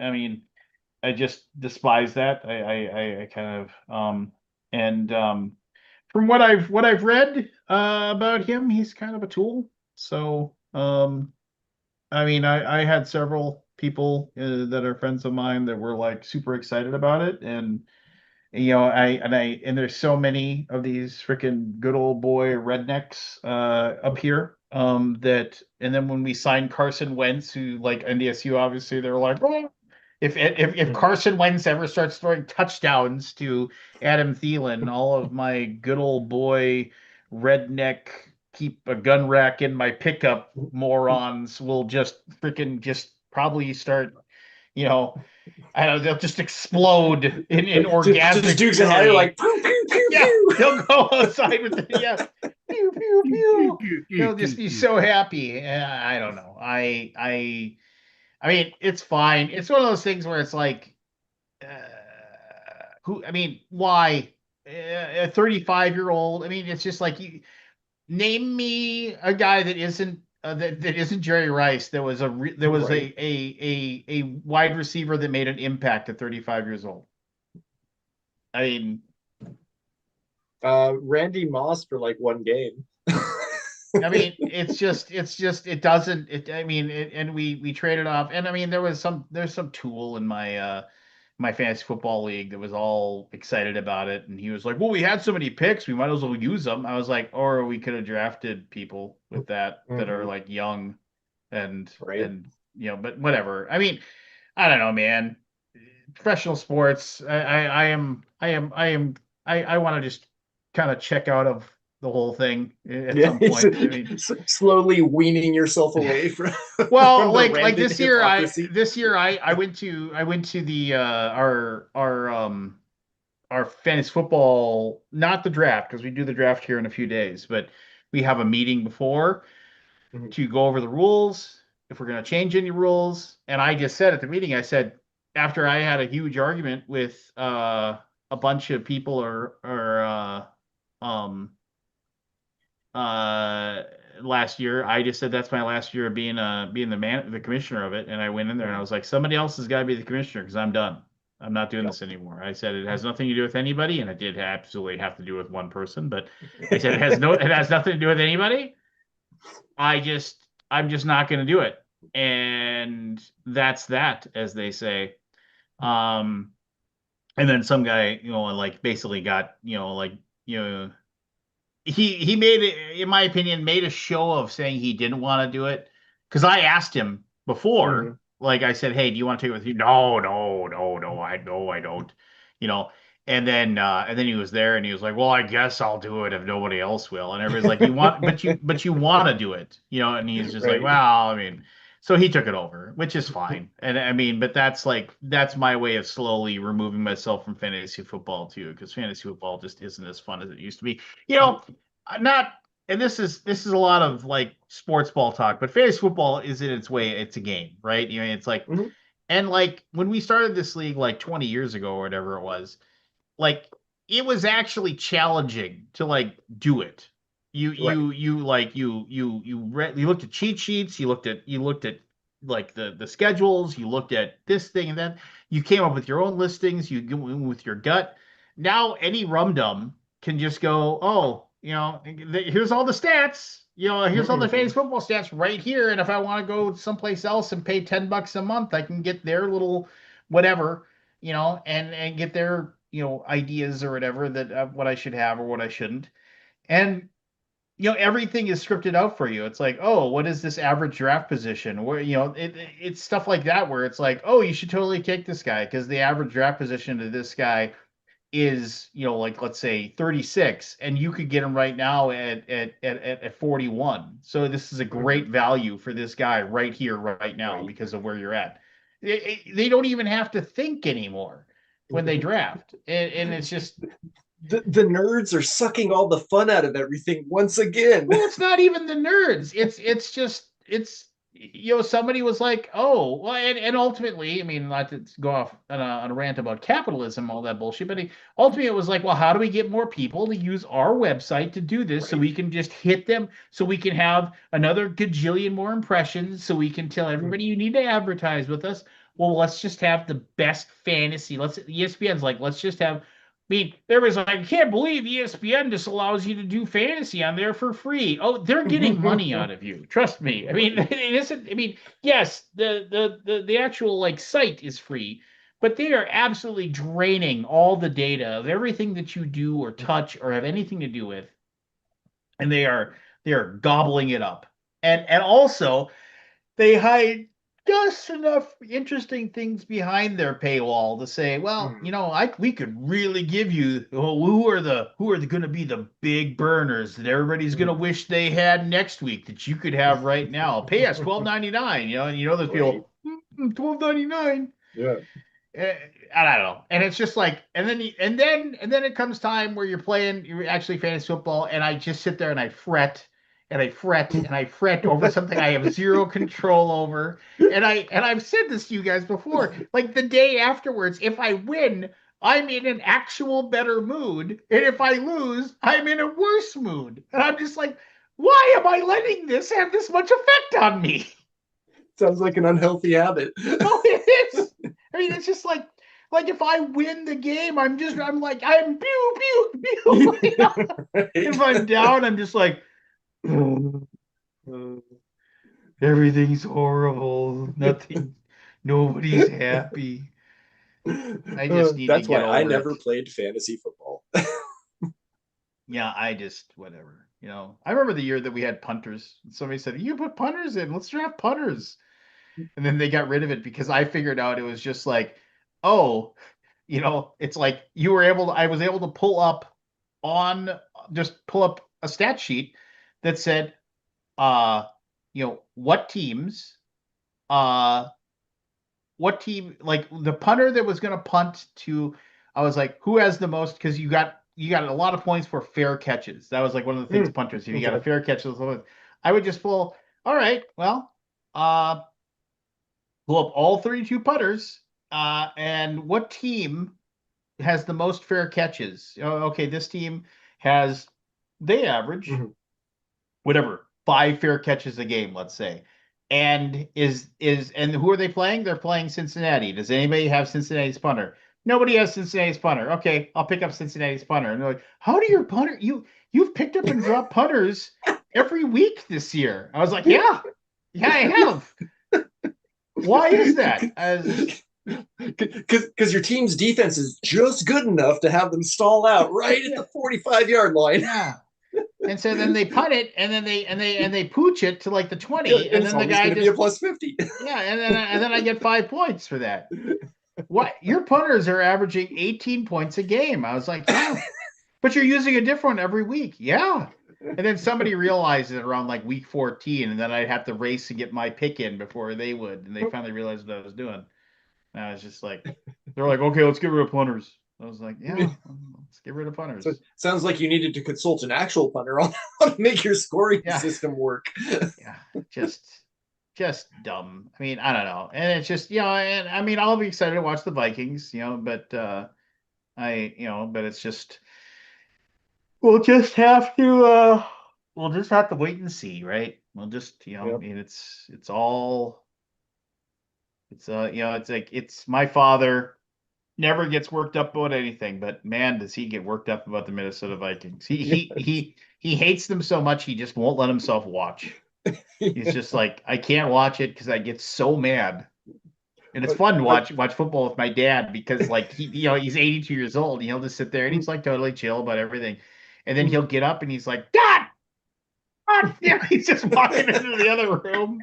And then he'll come back and like I remember I don't know who we were playing. It was like a few years ago. And we went up with like 3 minutes to go. We went up by like 3 or 4 or something like that. And he was like, okay. And then we kicked off and we stopped him on like the 23. And he's like, okay, can we just stop somebody? He was just like screaming at the phone.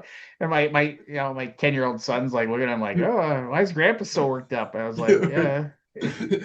Narrator, they did not stop them. No, I think we actually did win that one, but I remember he was just like, and he was like, it was one of those things where like, we managed to like, it was fourth and 4th and 11, and he was like, just come on, and then like, of course, like it was an incomplete pass. So I can't believe it. He's just Yeah, like, right. They actually did the right thing for once. yes, Yeah, it is. It is infuriating. Football is absolutely infuriating. I mean, it is. They know exactly how to market it to the masses too. So, all Like of a wild those, forest has appeared. yeah, look at that. A forest wandered out of the forest. What's up there, Mr. Bauer? Hey, how's it going? You excited about Bo Nix this upcoming season? Yeah, yeah, You're a Bo lever. yeah. I'm excited to see what the ceiling is going to be. That's a good way to I put am it. I'm sitting there and I'm like, it's like either JJ McCarthy is either going to be like really good or he's going to be garbage. Scott Alden's got to hit it. All right. Wow. He's like, he had to leave because, he had to leave. Michelle's getting a hold of him. Oh, well, go Aldi. I don't think he meant it quite that way, but Oh, well, what are you eating? What are you eating, Forrest? Honey Nut Cheerios. Oh, it looked like had like a can of beans and you were just eating it right out of the can. Nah. I had a roommate that did that. He would grill up a steak and then he'd get like a can of Van Camp's beans and he'd just sit there and he'd eat and then he would and he would just he'd eat a bite of steak and he'd have a spoon in the thing, so you just take a spoon of the beans out. Didn't warm them up or anything. See him straight out of the can. sounds like a man of culture. I do Tim that with Roar- SpaghettiOs and meatballs. My friend, Yeah. it was my friend Tim Broran. He's like one of my oldest friends. I met him when I was like 17 or 18 years old, and I run into him once every 6 to 9 months. Green Bay Packers fan, huge Packers fan. We used to get together and watch the Packers and Vikings game. Good guy too. Yeah. One of those friends that like if your car ran out of gas 10 miles out of town and you called him, he'd drive out there with a gas can. And if you tried to give him $20, he'd just say, put your money away. Just happy I could help. Just one of those things. So, It's a good friend. yeah, good guy. I remember he was when he turned 50, his wife told him he had to sell his motorcycle because she said you don't have the reaction speed anymore. He's like, you're going to kill yourself. It was a sad day when he had to sell his Harley. You know, he was just like, I'm selling my Harley. I was like, are you fucking kidding me? You've had that? He'd had it for years. You know, it was his baby. Besides, well, he had kids too, but I mean, that was Mhm. like, His real no. baby. Mary said my reaction speed isn't nearly good enough. She said I'm gonna kill myself. I was like, well, you only really got 3 months out of the year up in North Dakota. Just fill out the organ donor card. You'll be fine. Yeah. I used to laugh when I worked at US Bank. We had the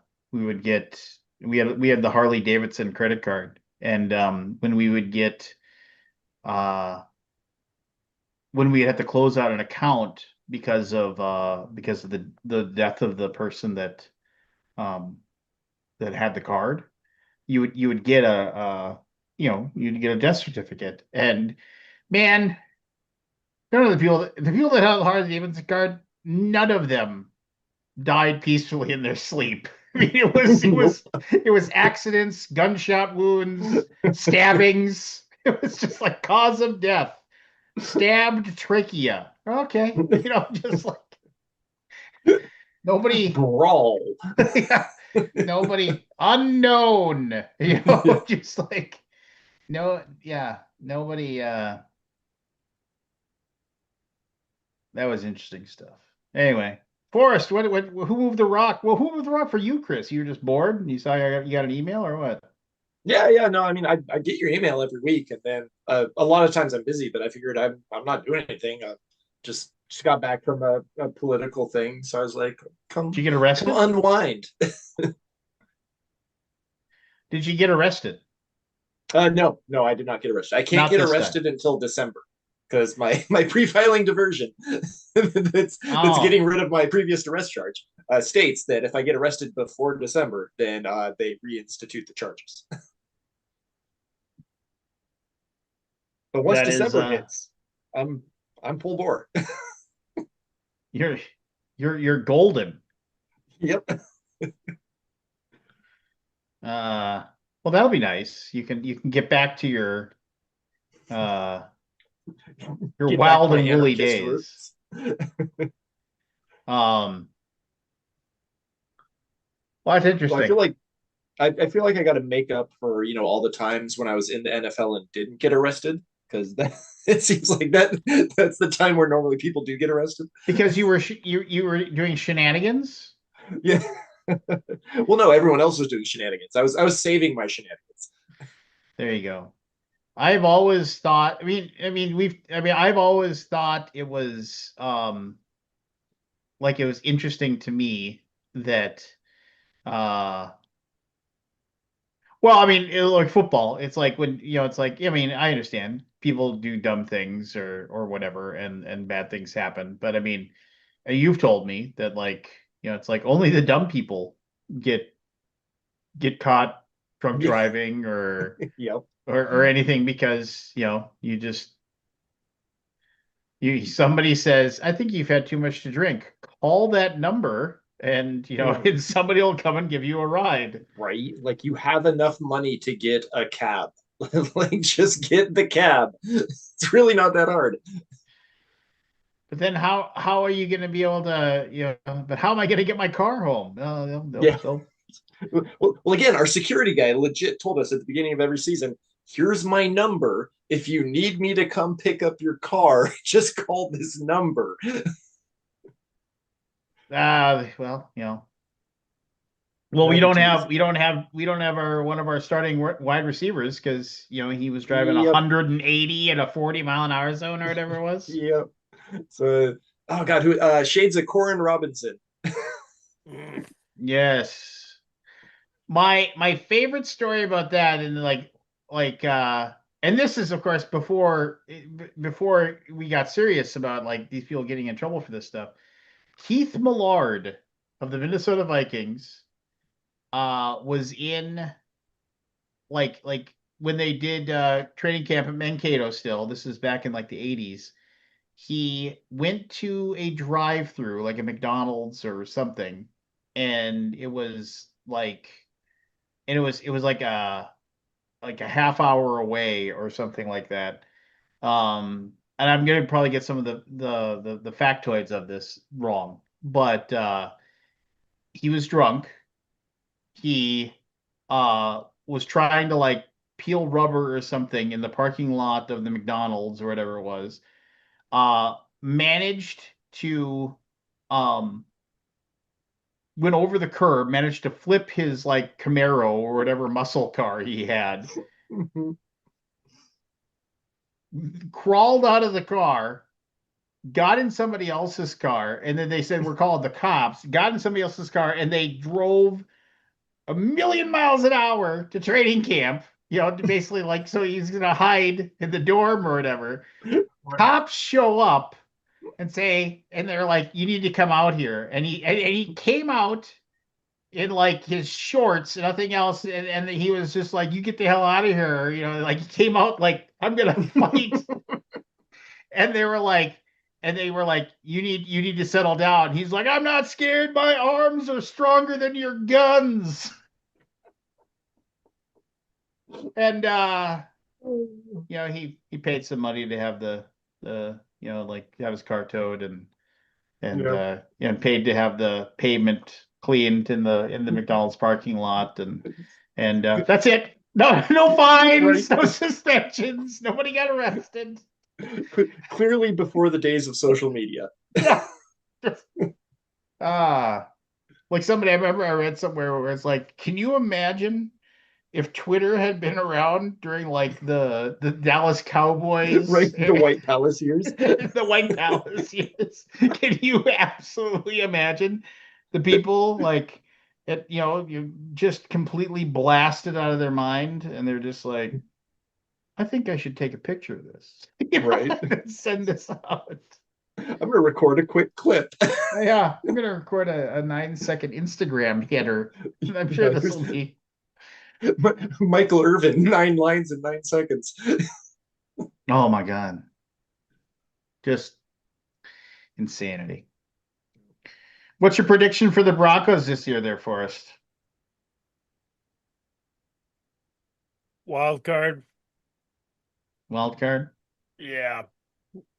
I mean, our division's too good for me to get that excited, but I'm still like, I mean, I think we got a shot. We're still got too much dead cap money on Russell Wilson to, I think, be like a Super Bowl competitor, but I think we will be one step closer.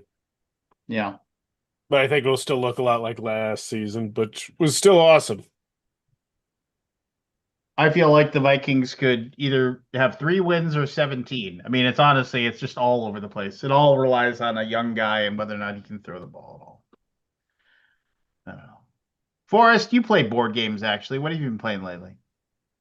Played fishing from Rio Grande Games. From Friedman Freese did Power Grid. It's a Oh yeah, really yeah, good trick-taking game. yeah. And I played Carnegie, which I liked a lot. And I've been playing Space Space, a bunch of Board Game Arena. Yeah. Other than that, not much. Just a lot of cleaning around the house, getting ready to hopefully start playing more games soon. Get my work area cleared up. Get back at it. Well, I say that, but then I had to cancel my Wednesday night game night because my wife has class now. And then I had to cancel my Thursday night game night I go to with a buddy of mine because I coach now Tuesday, Thursday for my son's football. So, yeah, in theory, I'll get back to games eventually. Luckily, Board Game Arena makes it pretty nice. What age level is your son at? He's 4th grade. Okay, so like Pop Warner, kind of like. Yeah, it's prep for tackle, so he wears the pads, but it's still flagged. Okay, cool. He enjoys it. I'll be right back, guys. Hold on 1 second. Something just fell upstairs. Well, that's not ideal. So how's your Kind game? of, what was that? How's your game going? I know you published it, but then you were doing another one, right? Yeah, I was helping out Gray Fox, like trying to develop one, but the designer did not like the idea of my brother and I fixing his problems. And it was like you're taking the game in the wrong direction. Like, but it was balanced now. So yeah, haven't been playing a lot of stuff recently. Um, Really a lot of my focus has been on the political stuff because apparently running a campaign you have to pay attention to things. What are you running for? Are you running someone Assembly else's district. campaign? No, I'm running for Assembly District 72 in Southern California, which is I think it's 8 cities. It's Seal Beach, Huntington Beach, Newport Beach, Laguna Beach, Laguna Woods, Laguna Hills, and Aliso Viejo. So 7 cities. So what's assembly district mean? Like what does that do? So it's California State Assembly. So Oh, similar okay. to yeah. So they have the assembly members and then the state senators. So it's yeah, it's a lot more like actual like legislative policy type stuff. And one of the big reasons why I'm running is because the person who's probably going to be the main contender on the Republican side, she's one of our current city council members in our city, and she's the one that's been behind all the attacks on our public library. And Mm. she has known white nationalist connections, and she really should not be getting more political power. And so I was like, yeah, I think I would like to try to prevent her from doing that. Yeah, it seems like some low hanging fruit too. Yeah, yeah, it's a well, so the district leans I think it's like 6 or 7 points Republican, but the thing is like it's like 32% Democratic, 38% Republican, and then 30% independent. So if you get like even half the independents to show up and understand like, hey, I understand like you normally don't want to care about politics, but I really kind of need you to show up this one time because otherwise we're not going to have a democracy. Like if you get those people to show up, then you win in a landslide. So the question is going to be if I can get them to show up. What's been the most unexpected part of running the campaign? Good or bad? So far nothing really unexpected. It's more just kind of getting used to the idea of like, okay, I got to go to all these different events, right? And like and talk with people and like I don't mind that. Like that's fine. It's just it's very much a okay, like going out, shaking hands, making yourself visible, and then call time. Call time sucks. That's where you're just like go down the list of cold calling previous Dem donors, be like, hey, will you donate $25 to the campaign? Which is very much not in my wheelhouse. And the thing that super sucks about it is that in our modern day age, right, when someone calls you from a number you don't recognize, guess what happens? He goes straight to voicemail. So it's like, how much are we really getting out of this? So did you leave a voicemail or were you just like, nah, next number? Oh no, I always leave a voicemail. It's like, hey, this I'm Chris Cluey, running for Assembly District 72, hoping to earn your support. Looking forward to talking with you in the future. And then yeah, kind of like hang up after that. But again, it's like okay, I think our current list is somewhere around like 800 people, and like for a real like list, it's in like the tens of thousands. Um, so yeah, it's just hoping that someone picks up that I can actually talk with them. But I have had a couple pretty funny conversations because I'll be like, hey, the people who pick up, I'm like, hey, so I'm Chris Cluey running, for District 72. And I'm like, okay, so which side? I'm like, okay, the Democratic side, I'm running for the Democratic side. And then like, so who are you? I'm like, so I'm the guy that got arrested, in front of the Huntington Beach City Council. Like, oh, you're that guy. Just like, okay, cool. At least you know who I am. What would you think was the conversion rate like when they picked up the phone? Like what does that look like? Oh, it's been good so far. Like I mean, granted, I've been doing it. So we officially announced on Monday. So I've had 3 days of call time. Because we actually did one day before that. Everyone who's picked up, sorry, of the people who've picked up, I think it's about like an 80-85% conversion rate. Once they realize who I Wow. am. So, yeah, so it's been really good. It's just the question is, okay, can you get people to pick up? And then like the start of the campaign's been excellent in terms of like fundraising and just awareness. Because I put a post on Blue Sky, and I have a bunch of people there who follow me who are interested in politics. So we're doing really well on the fundraising part. It's just, okay, how do we continue doing that, and then talking with people and making them aware of, like, yes, I am out here.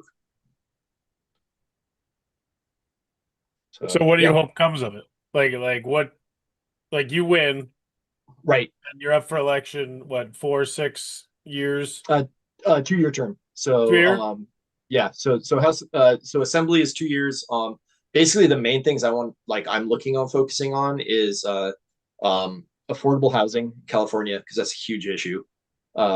Mitigating the effects of climate change, right? Because we're not really solving climate change. So it's like, okay, how do we, like, we still need to work towards solving climate change, but at this point it's like, okay, how do we mitigate climate change? Because of the communities that I represent, 4 of them are coastal communities, and then the other 3 border a giant nature preserve that is like the top risk of fire hazard risks. So it's like, okay, we need to make sure we have stuff in place in order to, like, if something bad happens, like we're ready to respond to that. And then the third one is regulating AI, because that's a huge problem right now, especially in terms of how it's being implemented in public schools and in the workforce. Like it's clear that the AI companies know that their bubble is about to burst, and they're trying to shove AI into public policy so that way they get bailed out once everything starts coming crashing down. And like that's not it's not good for our society. What, guns? No, AI, the Guns. LLMs. I mean, guns obviously too. Like that would definitely be one I'm not going to shy away from. Be like, yeah, no, you want to stop mass shootings like the one that happened in Minnesota today. Like, you got to get rid of the guns. Like that's I don't fucking want to get super political here. I mean, but I just, it's like I used to engage with people that wanted to argue. Some fucking troll. Um, uh, I was like, ah, yeah, uh, just get rid of the fucking guns. And then, like, so what did this idiot say? I mean, that's fine. They're allowed to have whatever feelings they have, but I mean, um, you really think getting rid of guns would have stopped this killer? You really think that they would just make weapons with pipes and pipe What? guns, pipe bombs, IEDs from simple items like fertilizers anybody can get from Home Depot? The recipes and training to make these weapons are easily available online. So no, it's not the gun, it's the person. They plotted this, blah blah blah blah. Shut up. Just go away. You know what? right. Make them. Make them go make pipe bombs then. Yeah, exactly. Make them go. Like let's it's like they would have killed, and of course, he dead gendered, referencing him in Right. he Yeah. constantly the entire time. And it's just like, if they were to, don't fool yourself that it's not about guns. Yeah, it is. Mhm. It is. Yeah, it's, Um, well, it's like that Onion headline that they reprint every time this happens. It's like, no way to stop this from happening, says nation that is the only nation where it happens yeah. on a regular basis. Like the one common denominator between all these events is it's very easy to get a gun, and it's makes it the damage you want to do a lot easier to do that damage. Yeah, I don't even argue with those people because I knew somebody else would come in and argue with them too. Right. I Yeah. just my younger brother, whenever he posts anything and somebody comes in that has no intention of arguing in good faith, that has no intention Mhm. whatsoever of actually having a meaningful discussion about the situation whatsoever, is he just writes in no. That's all he Right. says. No, and sometimes he puts a period after it. So I just Yep. responded, Yep. no. Yep. Well, I mean, that's why I like Blue Sky, because it has the nuclear block. It's just like, oh, you're going to be a dipshit. All right, I'm never going to see you again, and you're never going to see me again. Like you can just go off into the cornfield. Yeah. And the thing is that those people don't want to argue. They just want to know that they stirred you up. That's all they Right. care Yeah. about. Yeah. They're Um, looking for the response.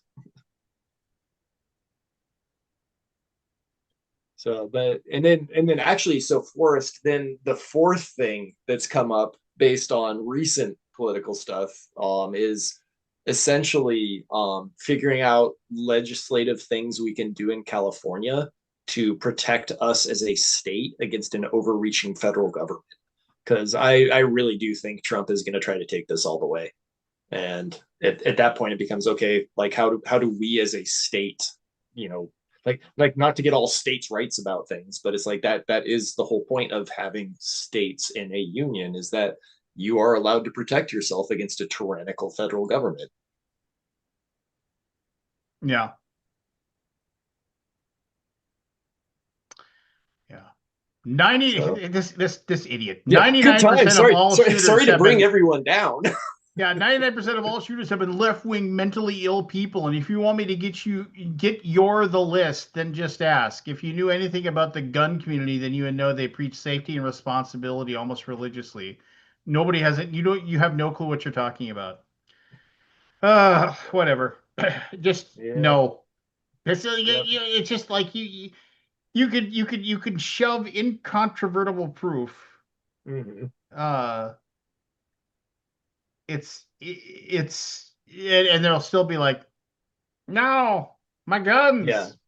That's well, so that actually came up today in the at the event I was at when I was talking with someone where it's like the reason the Democratic Party is struggling so much, like even though Republicans are bad, is that like the Republicans don't believe in an objective reality. Like they don't share the same objective reality that we do.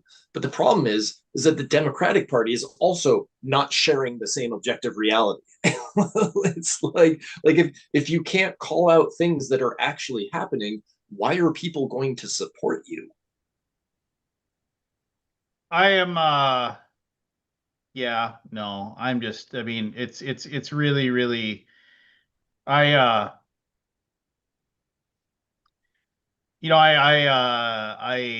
I basically got rid of, there were a a few people in my family that did said stupid things about um about this shooter and the situation, and I was just like, yeah, I think I'm done. Yeah, I think we're done now. I'm just how about this? You don't have to talk to your crazy liberal relative, and I right. don't have to talk to Yep. a fucking piece of shit MAGA, Yep. and then we'll both be happy. Yep. Just go to the cornfield. Yeah, just and and we'll all be better off. We'll all be Yep. happier, and just yeah, I don't know. It's It sucks. Like there's no other way to put it. It just sucks. exactly, and it's just I um yeah, I get to that point where I'm just like I can't yeah, I know. Anyway. Um but whatever. I mean, when you hear about that stuff, I mean, I always have that weird fear whenever I get into a large group of people. I'm always just like, I mean, I get the whole you can't live in fear, narrative or whatever, but I mean, I Mhm. can't help like when I've gone to the Minnesota State Fair and you're there and you're just Right. around. Did you ever go to the Minnesota State Fair when you were here? Yeah, I went 1 year. I'm not a big like crowd outdoor person. That's my wife went, I think, a couple years without me. Like and I went the 1 year. I was like, yeah, this is cool, but like it's just not my jam. Yeah, I mean, it's just you walk in there and it's like 15,000 people wall to wall. I Mhm. mean, I realize that there's security and cops there and everything like that, but I mean, if it's somebody had the mindset of like, well, I'm just gonna see how many I get, and I don't Mhm. really care what happens to me. I mean, that's exactly what'll happen. And Yep. it's it's my kid is watching from from the college, just Oh, texting me. Um, yeah, no, it just, I mean, it's just, I used to say, okay, well, yeah, I understand why you have your opinion. I don't understand why people have their opinions yeah. anymore. No, it's I just, and it's like It's like the Principal Skinner thing Right. when he says, am I that out of touch? Right. No, it No, is the no, kids. it's the kids that are wrong, And it's like, Right.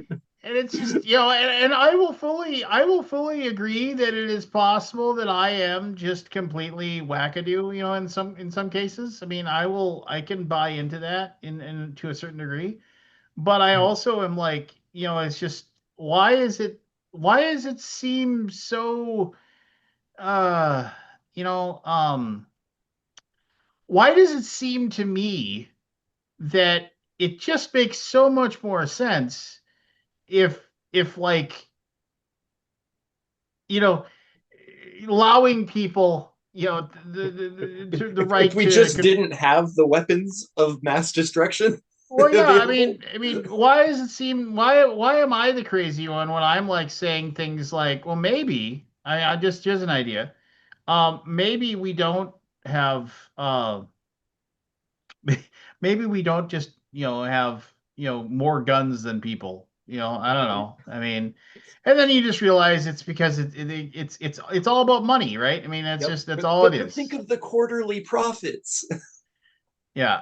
And then you're just like, and that's what it comes down to, right? I mean, it's just Mhm. it's about making the money, and it's about, and they're all bought and sold, and it's like, well, why doesn't um I mean, it's one of those things where it's like, why can't we try? But they're Yep. bought and sold too, and it's just, but Yeah. and then I don't know, the whole situation is just, it's just depressing when you think about Yeah. it, It's and like, and the thing is too is that like we've gone through this before. Like there's a shirt I really like to wear when I'm doing interviews where it's the it's like a sports team shirt, right? Like where it's like two sports teams against each other, except it's the Roosevelt Trustbusters versus the Robber Barons. And it's like we've done this before. Like we busted the robber barons because they were killing too many people and yeah. accumulating too much wealth. Like we decided, no, that's not okay, and apparently we need to do it again. Well, and that's the stuff that drives me the craziest, is like, why are we okay with that? I mean, and it's Mm-hmm. just, I don't, it gets difficult to understand why we've, and and then you get even further into the bullshit where it's like, well, it's just, it's, we have this, mentality of the fact that we just allow it because of the fact that, like, well, I got my streaming services, and I've got my I've got my things that, like, I got my flat screen TV, and yeah, I have just enough to keep me complacent that I won't, I'm not gonna, like, uh rebel just yet, but it's coming, I mean, I believe, what was it, Fahrenheit 451 had something to say about that one. yeah, I mean, and it's just, and that's the stuff that, like I said, it just, it drives me fucking batty, that, I mean, it's just, and then we just fine with it. We're Yeah. just fine with, you know, and Well, those who don't study history are doomed to repeat it. So yeah, I'm so glad I studied history. Love, love watching it all happen again. It's so much fun. well, and that's, and then you get into that point where it's just, well, what am I even doing at this point? I mean, it's just, and you're trying to raise kids and trying to, like, not make them feel like the world is against them, but That's well, that's I well. mean, So then the flip side of it too is that like you got to find your joy where you can, right? Because like actually finding joy and being happy is anti-fascism. Like because that's their ultimate goal, is to drag us all down into the mud. So like finding joy is an act of resistance. well, and that's the other thing too, where it's like, no fascist regime has ever willingly allowed themselves to be voted out of power. Yep. And if we're being very honest about what is going on, we're already in a state of authoritarianism. Like we crossed that bridge a while ago. But on the plus side, we'll never have to worry about voting again. Yeah, right. well, yeah, I Huzzah! mean, it's so troublesome. Why can't we have the Australian model where it's required that you vote and then you get a sausage? Like, Go on. no, that literally is their system. Like you are required to vote, but then once you vote, you get a voting sausage. You don't get a pin or a sticker. No, you get a sausage. It's amazing. That's pretty amazing. Yeah. Yeah, why wouldn't you want a voting sausage? Right? Hello, Evan. What up? Oh, you know us. We're just hating on everything. Yeah, man. Gotta. How have you been? Good. Good. You know me. Always busy. Oh yeah. Working my 18 jobs and whatnot. You fool. You fool. Living the dream. I'll be going to QSCon in Syracuse, New York next month. Say hi to Michael for me. I will. When I went to QSCon, like he like asked me to go, and I finally agreed to go. And it was before he actually went to like a nice hotel. And I remember I Yeah. walked in and I was like, where the fuck am I? I was like, it was, yeah, it was like, oh my heavens, where am I? Like what am I? It was like, What fresh new hell? yeah, the radiator was rusted out. It was like that it had radiant heat and it was like Yeah, rusted out, and I was just like, and then I remember I was like, okay, cool. And then I remember I took pictures of the room, and like the carpeting on the floor was worn out in places, and Oh yeah. I was just kind of like, he's like, Delightful. this is a shithole. I was just like, I got to stay in a hotel like that once in Pittsburgh, where I was invited to speak at like this really like low budget thing. I'm like, yeah, sure, fine, whatever. Yeah, They fly me why out. not? It was just awful, and like the room they gave me was a smoking room, and I was just like I walked into the room as like walking into a wall of like, oh cancer. It was that one was rough. fantastic. Yep, it's good times. And then I get back home and like, I have my backpack with me and I walk in the house. My wife's like, what the fuck is that smell? It was the hotel. Yes, it was a great place I stayed at last night. That sounds horrible. It was. I don't know, Evan. You play any games lately? I mean, I suppose we should, before we What get have I been playing? too far into the politics and everything, I should probably just Well, go through the motions here. And I mean, Come on, Lance, put a smile on your I've face. been playing.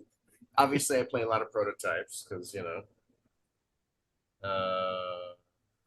beyond that, it's mostly just been online, like VGA and that kind of stuff. Let's see what I've been playing lately on VGA. Some Flip 7, some Downforce, Planet Unknown, Lost Ruins of Arnak, King of Tokyo, Cacao, Ink and Gold, Castles Burgundy, Arc Nova. Some goodies. Get around, dang. Flip Tunes, Harmonies, River Gold, Gizmos, Odin. Yeah. I play a decent amount of little VGA stuff. I've always got at least one game of Grand Austria Hotel going online. But yeah, in person anymore, it's basically just prototypes. Playtest, playtest, playtest, playtest.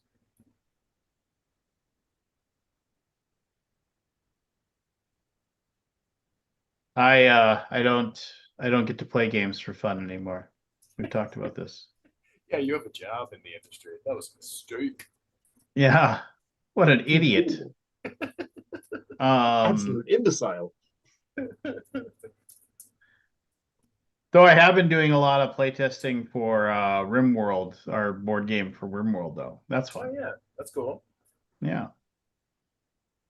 I've enjoyed it. Yeah, that'd be fun. Hey, we're back to having 3 again. If we wanted to, we could play another game of initials. I made. Sure. I got Get paper you- right out. All right. I got to get them out now. I put them away because I thought we were done. Ready. You fool. Who did I miss earlier? Andy and Scott were here, and Matt Andy for that Scott. matter. Where's Aldi? Yeah, I think he had to go take care of his wife. Oh, Yeah, to that's get fair. down. That's Get up with the get down. That's very fair. Sometimes you gotta, take care of business. Every day. I've It's been all right. taking care of business every way. day. Every way. Taking care of business It's every all right. way. Are you working overtime? I've been working overtime. Workout. Did Bachman Turner Overdrive have another song? Oh, that was. I want to say they did. I don't wouldn't think they even been did. able That to was name that they band. made one. They were just like, we're out. man. I'm gonna look I that remember. up, I 'cause I'm remember. pretty I sure had they a I had a buddy in college who said that should have been a rap song for the. Wait, Fat didn't they Boy- do for- Ain't Seen Nothing Yet? Oh yeah, there you go. You ain't seen nothing yet. There you go, Oh, yeah, Forrest. yeah, There you go. yeah. Forgot about that one. No, he said that should have been a. Remember the Fat Boys, the rap group, Oh, the yeah. Fat Boys. Yeah, Fat He Boys. said Oh, he yeah. said he said that should have been a Bachman, but that taking care of business. It's like just like that should have been a rap song. And then he did a version of it. I'm not going to try to do it, but he's like, Oh yeah, that just sounds like, right. I yeah, remember the Fat Boys. yeah. That's Remember great. when they teamed up with the Beach Boys to do the No. rap version of the Wipeout? No, Yeah, you can YouTube that up. I am doing that right now. So, according to Wikipedia, their 1970s catalog included 7 top 40 albums and 11 top 40 singles in Canada. See, there you go. Well, there you go. Fat Boys and the Beach Boys Wipeout. I am definitely watching this later. I mean, I haven't heard it in decades. So I'm gonna have to listen to a few seconds of it. I remember like somebody like played it on his um on his giant speakers and like was like just pounding because we thought it was gonna be funny or whatever. Yeah. Wow, they have sold approximately 30 million albums worldwide. Wow. Hey man. Credit to them. Credit where credit's due, man. That's solid. Yeah. Yeah, like 15 years ago, this video was posted. Yeah, I'm in. Okay, May here we 2nd, go. 2010. Yeah, this is bad.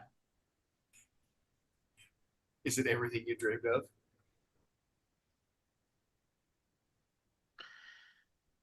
This.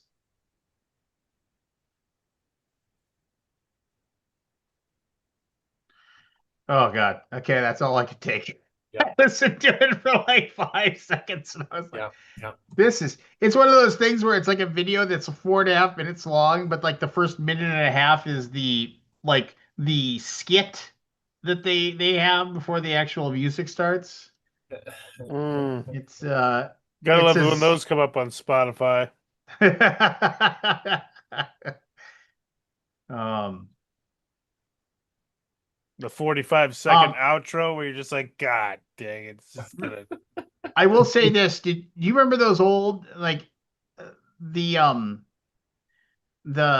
Death Stalker movies? They were just horrible No. schlock from like the 80s and early 90s. They were don't so think I bad saw that uh I think multiple there was like I think there were like 3 or 4 movies of it, and I think they've all been covered by Mystery Science Theater 3000. They're just hideous. Um like they're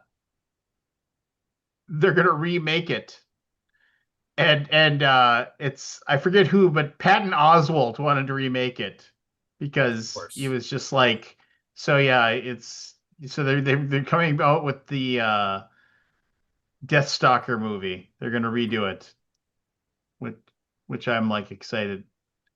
I'm excited to go see that. So, uh, Deathstalker was horrible. All right.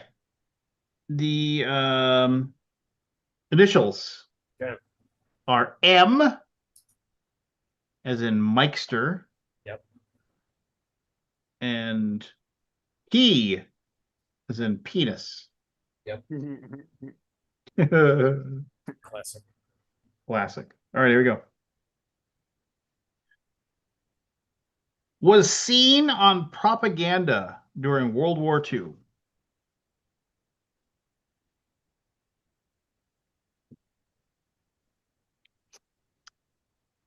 Clue number 2. Was created by a 14-year-old.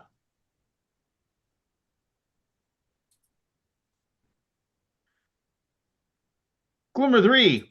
Did not speak until 2010.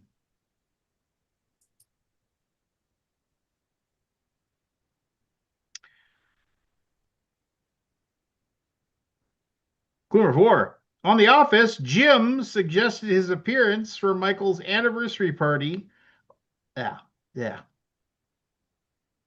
Jim on The Office suggested that he make an appearance for Michael's anniversary party. I wrote that sentence Chris. very poorly. Chris, go. Mr. Peanut. Mr. Peanut is correct. Yes. Yeah, he did talk those commercials, didn't he? Yeah. Yeah. Good one. Wears a monocle, top hat, white gloves, and has a cane. Classic. Michael Jackson. Mr. Peanut. Have you ever seen that video somebody put on? This is like an old YouTube video of like it's a Michael Jackson like video or whatever, and like it's just you see him from like the waist, like right above like his belly up, and he's like doing his thing or whatever, and he's doing his dance and like everything, and then all of a sudden when he finally starts to dance and he pulls his hand up with the one glove, Yeah. they've managed to super so his glove is just huge. It's like this thing. Where it never failed to make me laugh. like 3 times the size of the hamburger helper glove, and he's like he's just sweeping around. All right, here we go. Clue number 1. Connected to Eileen Brennan.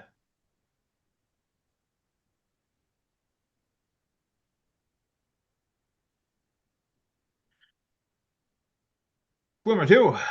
Appeared in a 1985 film.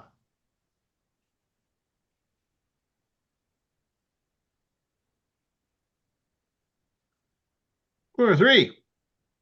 Is often found in kitchens, dining rooms, and libraries.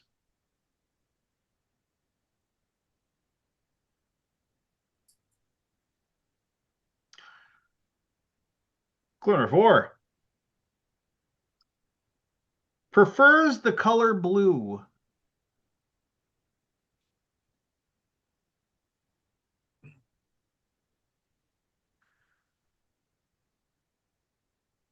Clue number 5. Is connected to dice. Fuck.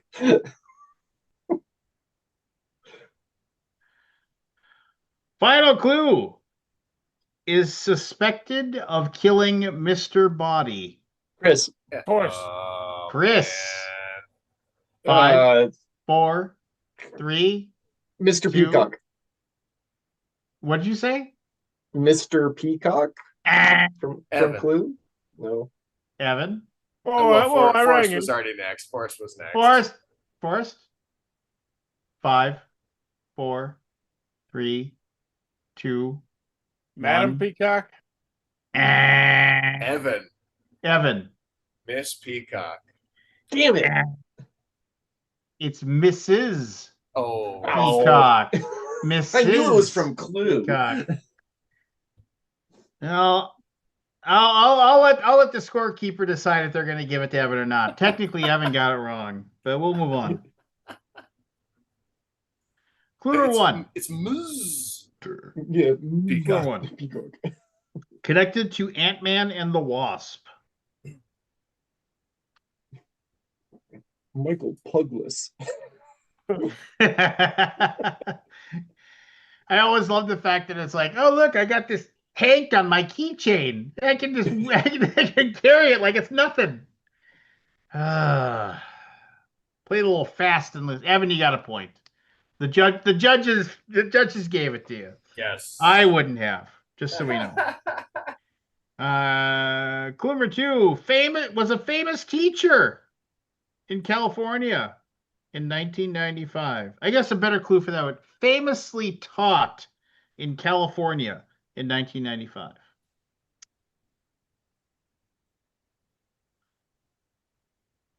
Number 3. Connected to Riptide and Uptown Funk.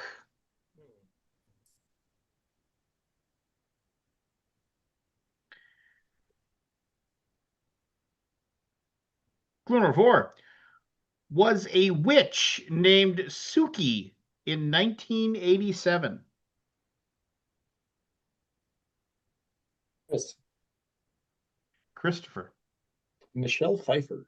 Michelle Pfeiffer is correct. Nice one. Nice one. Was around A Man with a Scar in 1983. Anyway. Clue number 1. Has appeared on an animated Showtime series.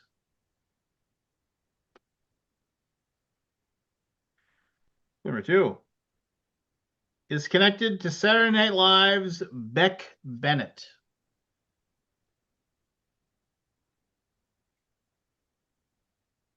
Saturday Night Live's got to be canceled soon, right? Like nobody watches it anymore, right? I watch it. I couldn't even tell you who's on it. Yeah, I watch know. it. I watch it, but I do think I'm in the minority. Clue number 3. Has denied human evolution.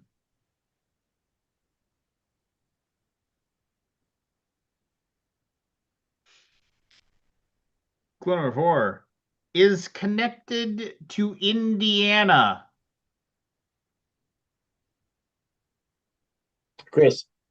Christopher.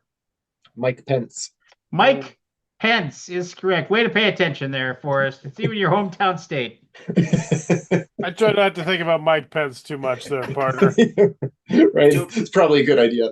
We don't blame him. We don't. You know, it is hilarious how like as soon as he stopped being the vice president, he has just basically trashed on Trump every single chance he gets. You know, he just like basically says he's an idiot and hey, if we didn't think we were going to talk politics, we certainly are now. Now that Scott Demers is here. Yep. Can you guys start over? No, we can't start over. Did I win the game? No. Just about. It was close. But Hey, we you know just what? started. Hey, It's- I didn't miss any points that I normally get. Yes. So the best was you weren't here for it, but I actually I was the funniest thing I've said in a while. Chris got in on the first game, and I had already done 7 of them, and I said, well, the bad news is we've already done 7 items. The good news is you're tied with Matt. It was pretty good. That's awesome.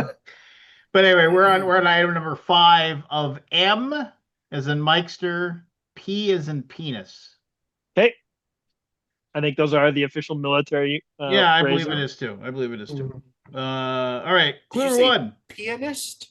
Oh, just so you Hey, know, so did you he don't- just say Mikester penis? Ha Uh-huh.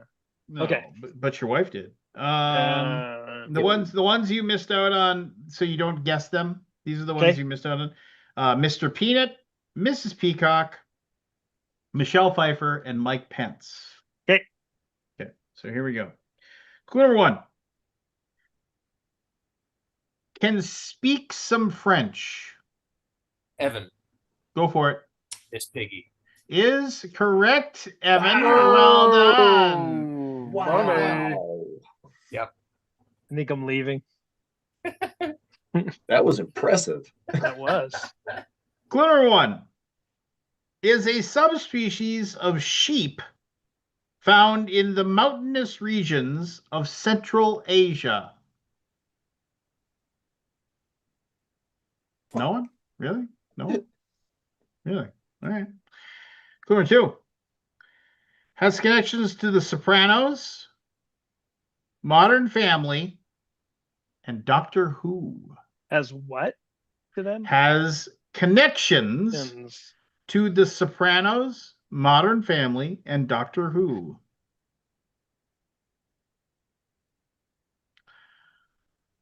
Clue number 3 has appeared in the video game Civilization. Chris, Christopher. Machu Picchu. Machu Picchu. Ah, That No. was very Good good. guess. Yeah. Going it on was the a good list. guess. It was a good guess. Evan, you didn't do that. I did. except for the fact that Machu Picchu is in Peru. But Yeah, I know. Details. Yeah. Details. Details. Still a good guess. Clue number 4 has been portrayed by John Fusco.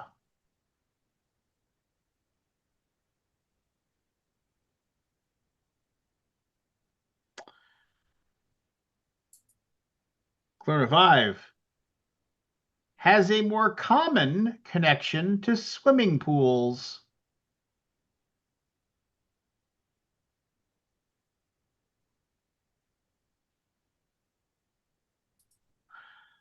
Final clue. This is the name of a famous 13th century Italian explorer. Forrest. Scott. God Forrest. dang it to hell. Marco Polo. Marco God. Polo. Marco How's that? Polo. How is that the name of a sheep? It's just I don't know. It's He has Marco no Polo. idea. It's just when you Google this stuff and I Google it and you find Call weird, shenanigans. you I was get like, you get to find ISD. out you get to find weird shit. It's just the way it is. All right, fair enough. So fair enough. anyway. So yeah. Fish out of water. Fish out of water. If you open your eyes and somebody's climbed out of the pool, you get they automatically lose. Do you play the fish out of water rules? Oh yeah. I haven't played Marco Polo in, Because you can get out, and if 45 you years. can somehow get out and run to the other side of the pool without them opening their eyes and get back in, they don't realize it. Then like it's fair. But my parents' house, they have a pool, but then there's like a jacuzzi like 15 feet away from the pool. So if you can get out and then run into the jacuzzi, then you were back in the win. water. Nice. that seems cheap, but fair. All right, here we go. Clue number 1 has been seen in London, England.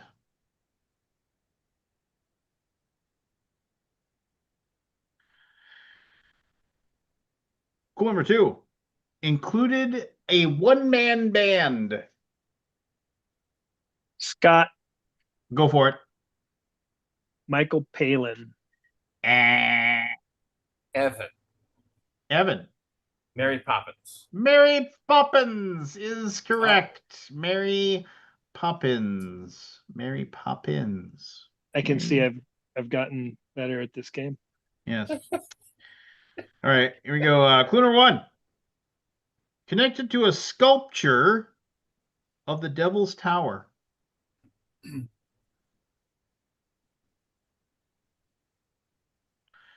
Number 2 was seen on Nickelodeon's Double Dare.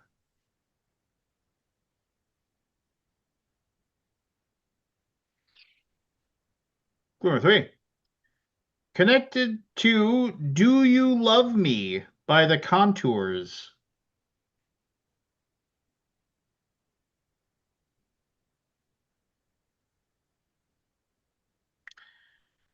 Number 4 connected to a piggy in 1983's A Christmas Story.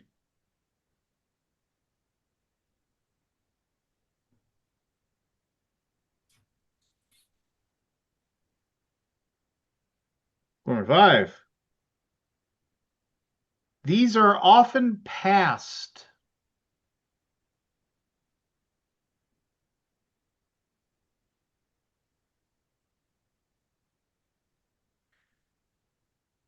Final clue.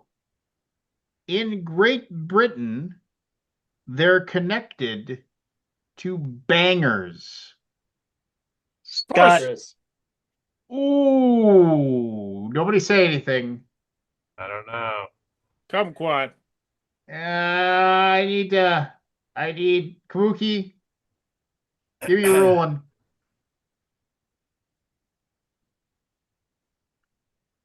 That was close. Yeah. It was.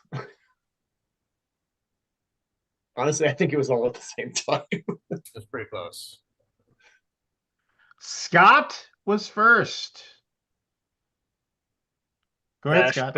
mashed potatoes. Mashed potatoes Yeah. is Yep. correct. That's a good one. Mashed potatoes. Oh, that shit. Is that what Richard Dreyfuss makes the Devil's Tower out of? Yeah, he sculpts Yeah. it in the. When he's sitting there and he just starts. Close Encounters Third Kind holds up. Yep. But UHF. Yeah. Yeah. UHF This is so means good. something. Yeah. Yeah. Close Encounters, still a good movie. All right, here we go. Is Forrest dead? Nah, I'm he's- just thinking very hard. But He's hey, I got just 2 super points. relaxed. He's Yeah, just resting It's his eventually eyes. going to end up on his I'm head just when it's super relaxed right now. I'm very tired. All right, here we go. Clue number 1 was briefly seen in World Championship Wrestling in 2000 and 2001.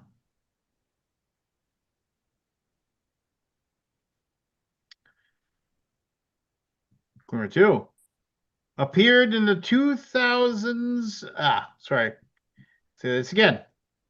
Appeared in 2000's Gone in 60 Seconds.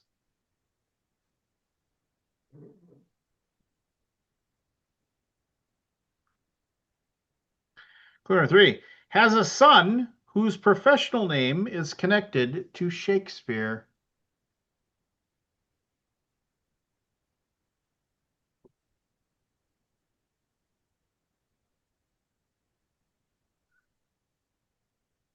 Clue number 4 connected to 1996's Mr. Ice Cream Man. That's supposed to be an easier clue. I know, right? Mr. Ice Cream Man. Yeah, everyone knows Mr. Ice Cream. Oh, Mr. Ice Cream Man. Oh, well then.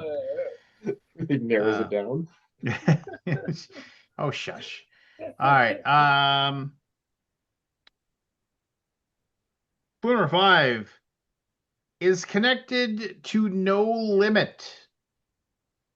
Force. Go for it. Master P. Master Oh. P. Ooh. WCW. He ran the No Limit Soldiers. Master P. 2001, 2002 WCW creme de la creme. There you go. Yeah, they There were you not go. they were not a good band of wrestlers, but they were against the West Texas Rednecks. It was the country music stars battled the The rappers. It was Yeah. it was the tale as old as time. Oh, classic. I'm sure it's very culturally sensitive. Well, it was like 1999, 2000, 2001. So I mean, Definitely. yeah, Yeah.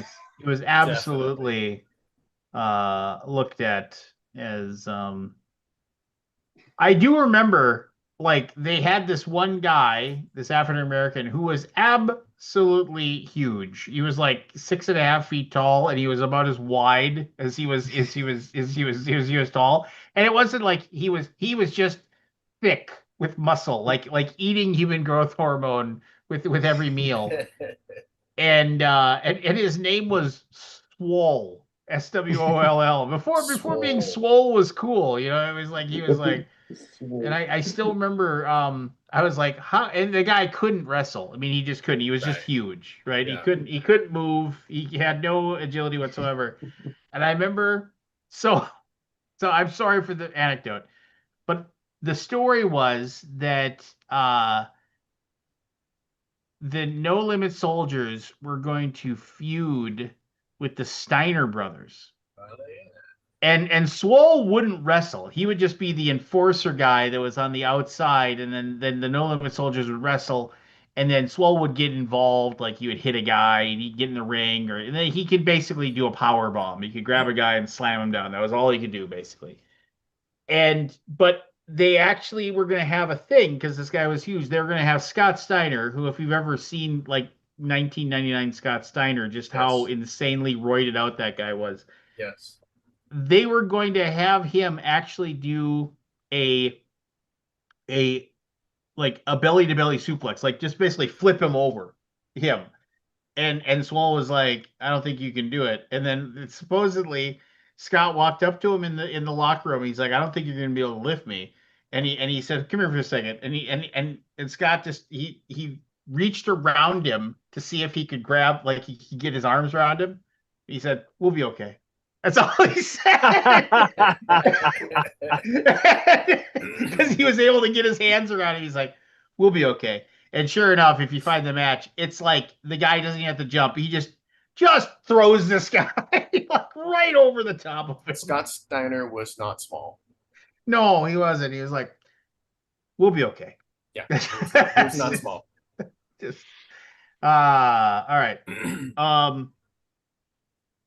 Clue one. This is often seen on grass, clay, or turf. Scott, Go for it. match point. Match point is correct, Oh. Scott. Wow. Look I at knew you. it was tennis. I was like, it's tennis. What do I do? It's tennis. Hey, I feel completely redeemed for months of failure at this stupid fucking game. Clue number one. And in front of Chris, of all things. Connected to a 1998 Chris Farley movie. Say that again, please. Clue number one. Connected to a 1998 Chris Farley movie. Okay. Clue number two. Was a dentist in the year 2000.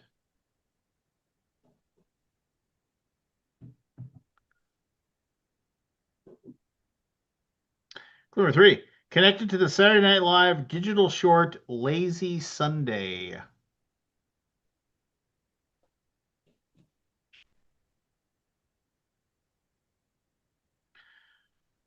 Clue number four. Was Oscar Madison. Evan. No. Sorry, Evan. 5. All right. Well, Mr. Pip. Oh, back pocket. Yeah. Throw that in with Machu Picchu. Yeah. Yeah, in Central Asia. I Clue believe number 5 it's in Kazakhstan. is no longer alive. That really narrows it down. I know. It narrows it down to what? 10 billion people. Okay, how about this? Their death was recently ruled a murder.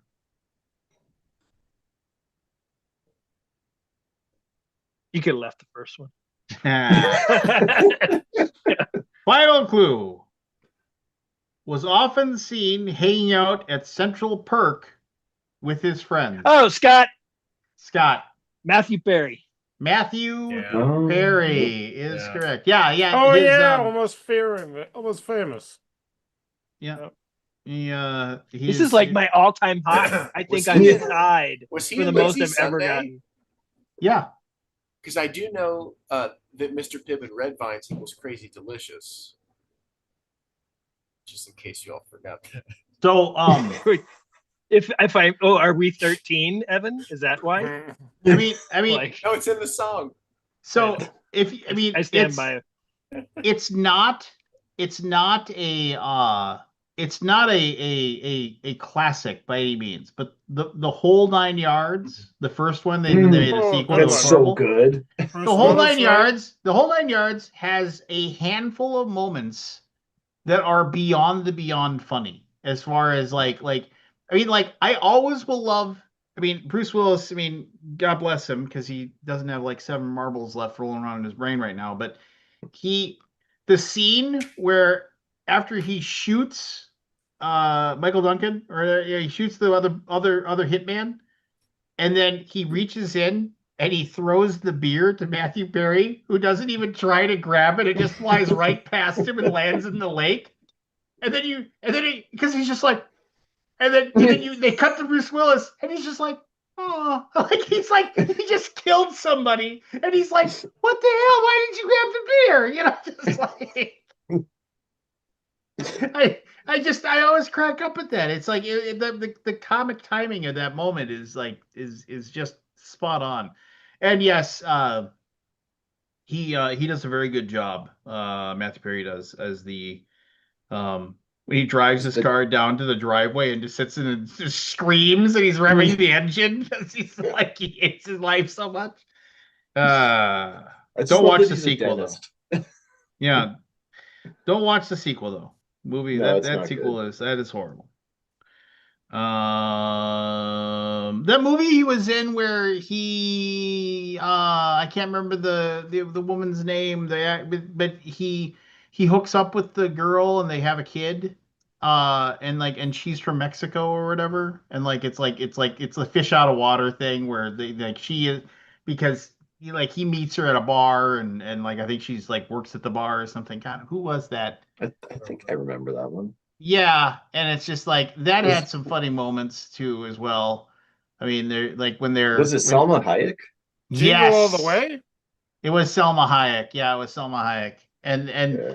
and like they travel down to like deep South Texas to meet her family or whatever. Yeah. His family does, and his family's of course like all from. Yeah, they're all waspy, like. Yeah, exactly. And then they're like, and they're trying to be nice and trying to be nice and trying to be nice, and finally like it boils over, and they're like, I just it's an insensitive comment, but the dad says he's like I am. He goes off on a rant, and I forget what all the rant is, but the last bit of his rant is, and I don't know if anybody has noticed, but the white people are melting right now. I almost remember. I forget who played his dad, but I mean, it was like that was like his moment to chew the scenery, and he totally did. So, here we go. Clue number 1. Connected to a 2002 episode of South Park in which Butters has a deformity. I would just like to say that I think Butters is like the best character on South Park. He is. Oh, geez, guys. Just like Guys. So I got my we got our older kid into South Park recently because showed the first episode of the most recent season, and they were like, okay, now we have to show you South Park the movie, because it's basically like the funniest musical ever. And then then I'm like, okay, now you got to watch the anime episode. I'm going to their studio in November. Is Yeah. the plan. Oh, that's Oh, awesome. cool. Oh, look at you, just like. I know. oh, Now I got a name drop. Yeah. Right. It's only That's because Chris awesome. is here. No, That's this awesome. my board game design. Trey's a big fan of it, so he reached out to me, which is pretty cool. Oh, cool. That's awesome. Yeah. That's No, rad. I Butters is hands down. If it's a Butters episode, you know it's gonna be Yeah. funny because Butters Yeah, is just- just he is. I think- he, and, I and think if they overused him, he'd get boring. But they Mm. just the whole thing where like he, I mean, it's so bad when he like falls in love with the waitress at Raisins, which is just so awful on a million levels.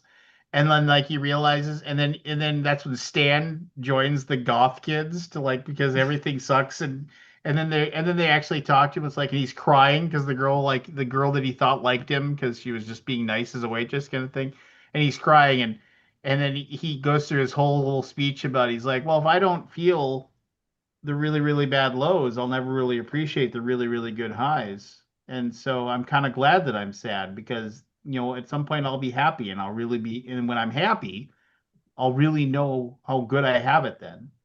And it's just like and then one of them says something along like, well, that doesn't make any sense. Well, I wouldn't expect you to understand because it's sure because being like this is sure better than being a stupid little shitty goth kid or something. he just he just wanders off. But yeah, good stuff. All right. Anyway, connected to a 2002 episode of I South think. Park. Hey, real quick. I think this season they're absolutely killing it. Well, I mean, they're taking their time between episodes for one, and they're. I think they're just gonna. I think. I mean, I guess I'm hoping, but I feel like they're just like we're just going to go after Donald Trump with every single episode, Mhm.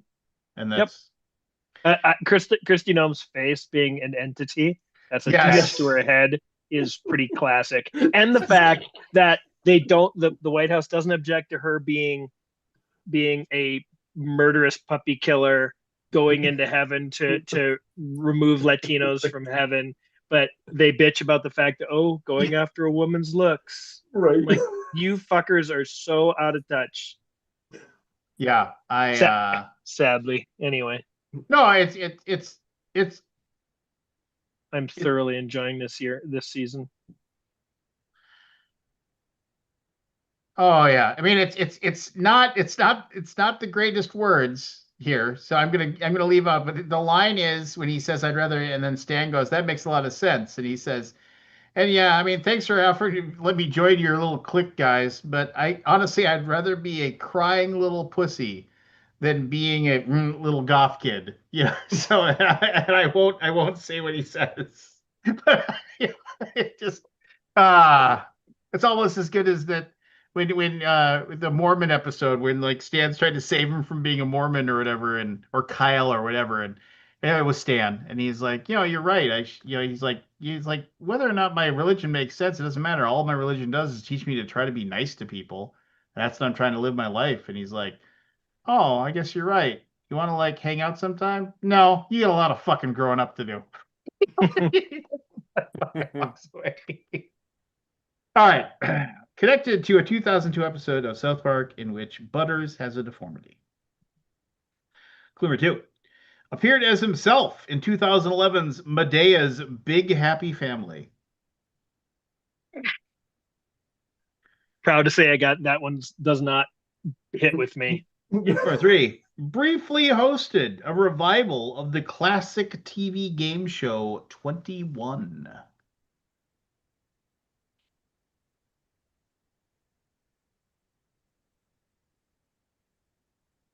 Number 4. Connected to former news anchor Connie Chung. Oh, for fuck's sake. I know it. If I can come up with his name. Number 5. Connected to uncertainty surrounding fatherhood.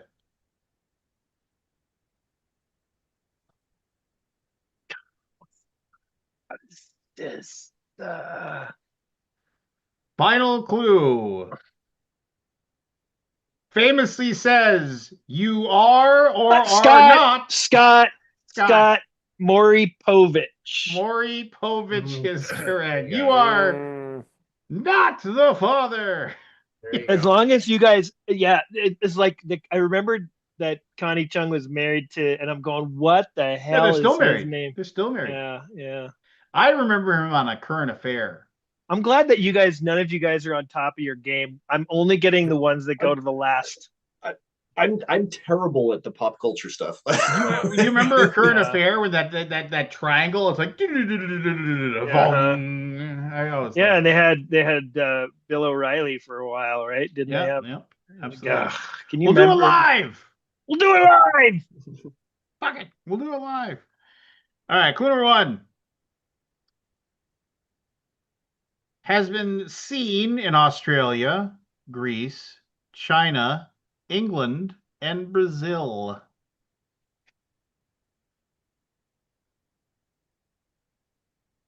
Clue number 2. In the year 2008, they hosted the season premiere of Saturday Night Live. Scott, Missing Persons. I was so hoping that Missing Persons was going to be one of these answers. I'm so disappointed.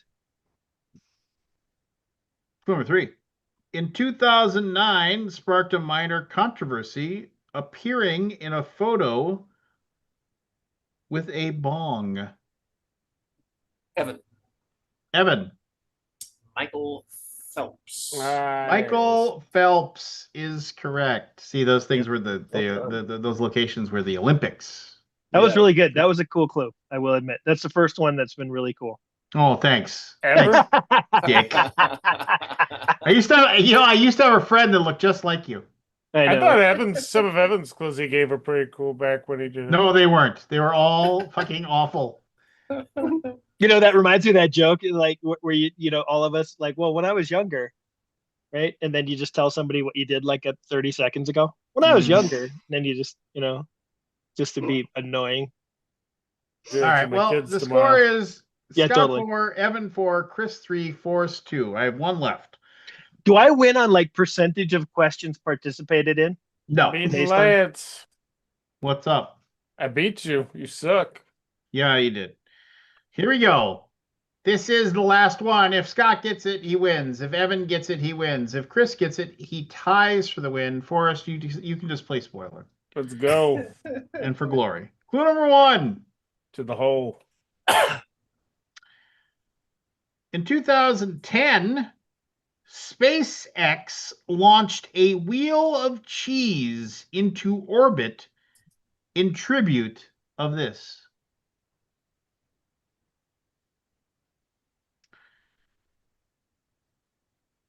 Clue number 2. In 2006, they got their own Ben & Jerry's ice cream flavor.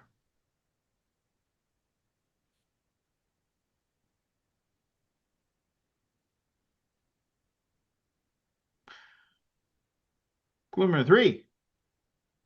Has been connected to the philosophy of the meaning of life. Scott. I think it was Evan. I think it was Evan first. Evan. Michael Palin. Scott. Monty Python. Python All is right, correct. all right. So Scott with the win. Well done. I told you you could do it. I know. I don't know that I've ever won before. I think I've gotten like 1 or 2 right. So Don't forget the little people, Scott. Yeah. Don't forget the little people. Yeah. you guys are just all off your game. When you're off jet setting with your You're distracted by the celebrity of having Chris here. Yeah, well, I'm distracted by the dragon behind you. That's really all I can think about. That's the cover of my board game done as whatever that Naruto or Kure, whatever the Japanese thing was. So when you tune on life's crystal, that grumble, give a whistle. And this'll. Chris, so you're running for a seat, right? Like Assembly District 72, which is Orange County, right? Yeah, Orange County. Yeah, real liberal place. Yeah, no, it definitely leans Republican, but it Yeah, is it a does. winnable district. Amen, Yeah. brother. So I've gonna been do. we're gonna fanboy out for just Owen. I've been a fan of yours ever since. I'm a big Vikings fan. I grew up in North Dakota and lived in Mm. Minneapolis for a while, and I've been a big fan of yours more so for your outspoken speech. Starting with the first experience I had with you outside of football was you there was I read a post you did about your father talking about, but can't you do what you do without the Yes. the harsh language? Or you're like, Yep. fuck no. Or it's like, Right. or no, that's a central part of who I am. I don't remember this Yep. all the specifics. I was like, yeah, I can get behind this. Yeah. Yeah. So, anyway, Well, I just want you. I appreciate you.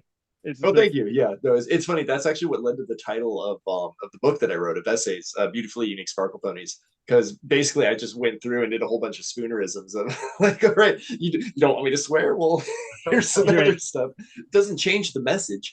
no, Like, 100%. yeah, if you're focused on the swearing, you're really missing what I'm saying here. Right, right, right. Yeah, good times. Yeah, funny. Well, I'd like the record to show that I think that you shouldn't swear.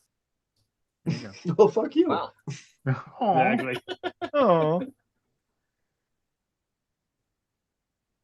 I wonder if we'll all appear in like an ad for your competition for the seat going, I know, right? it's like Right. He's on with this guy. Swears online. yeah, right, exactly. That would have to be some serious opposition research. Yeah, right. Hey, that's kind of an insult, Lance. Right? Well, I know. I mean, one of the tens, right? So I mean, Right. I take no whatever. No, I'm- it's whatever word I'm looking whatever. for here. Just pretend I said something interesting there. This is Kabuki, deep Republican operative. Kabuki kid. It's been a long con the entire time. Right. Right. So In long. anticipation So long. that Lance Meister in Minnesota was going to get to know Chris Cluey. Yep. Yeah. Hey, man. Oh man. It's a M. Night For the Shyamalan Republic. movie.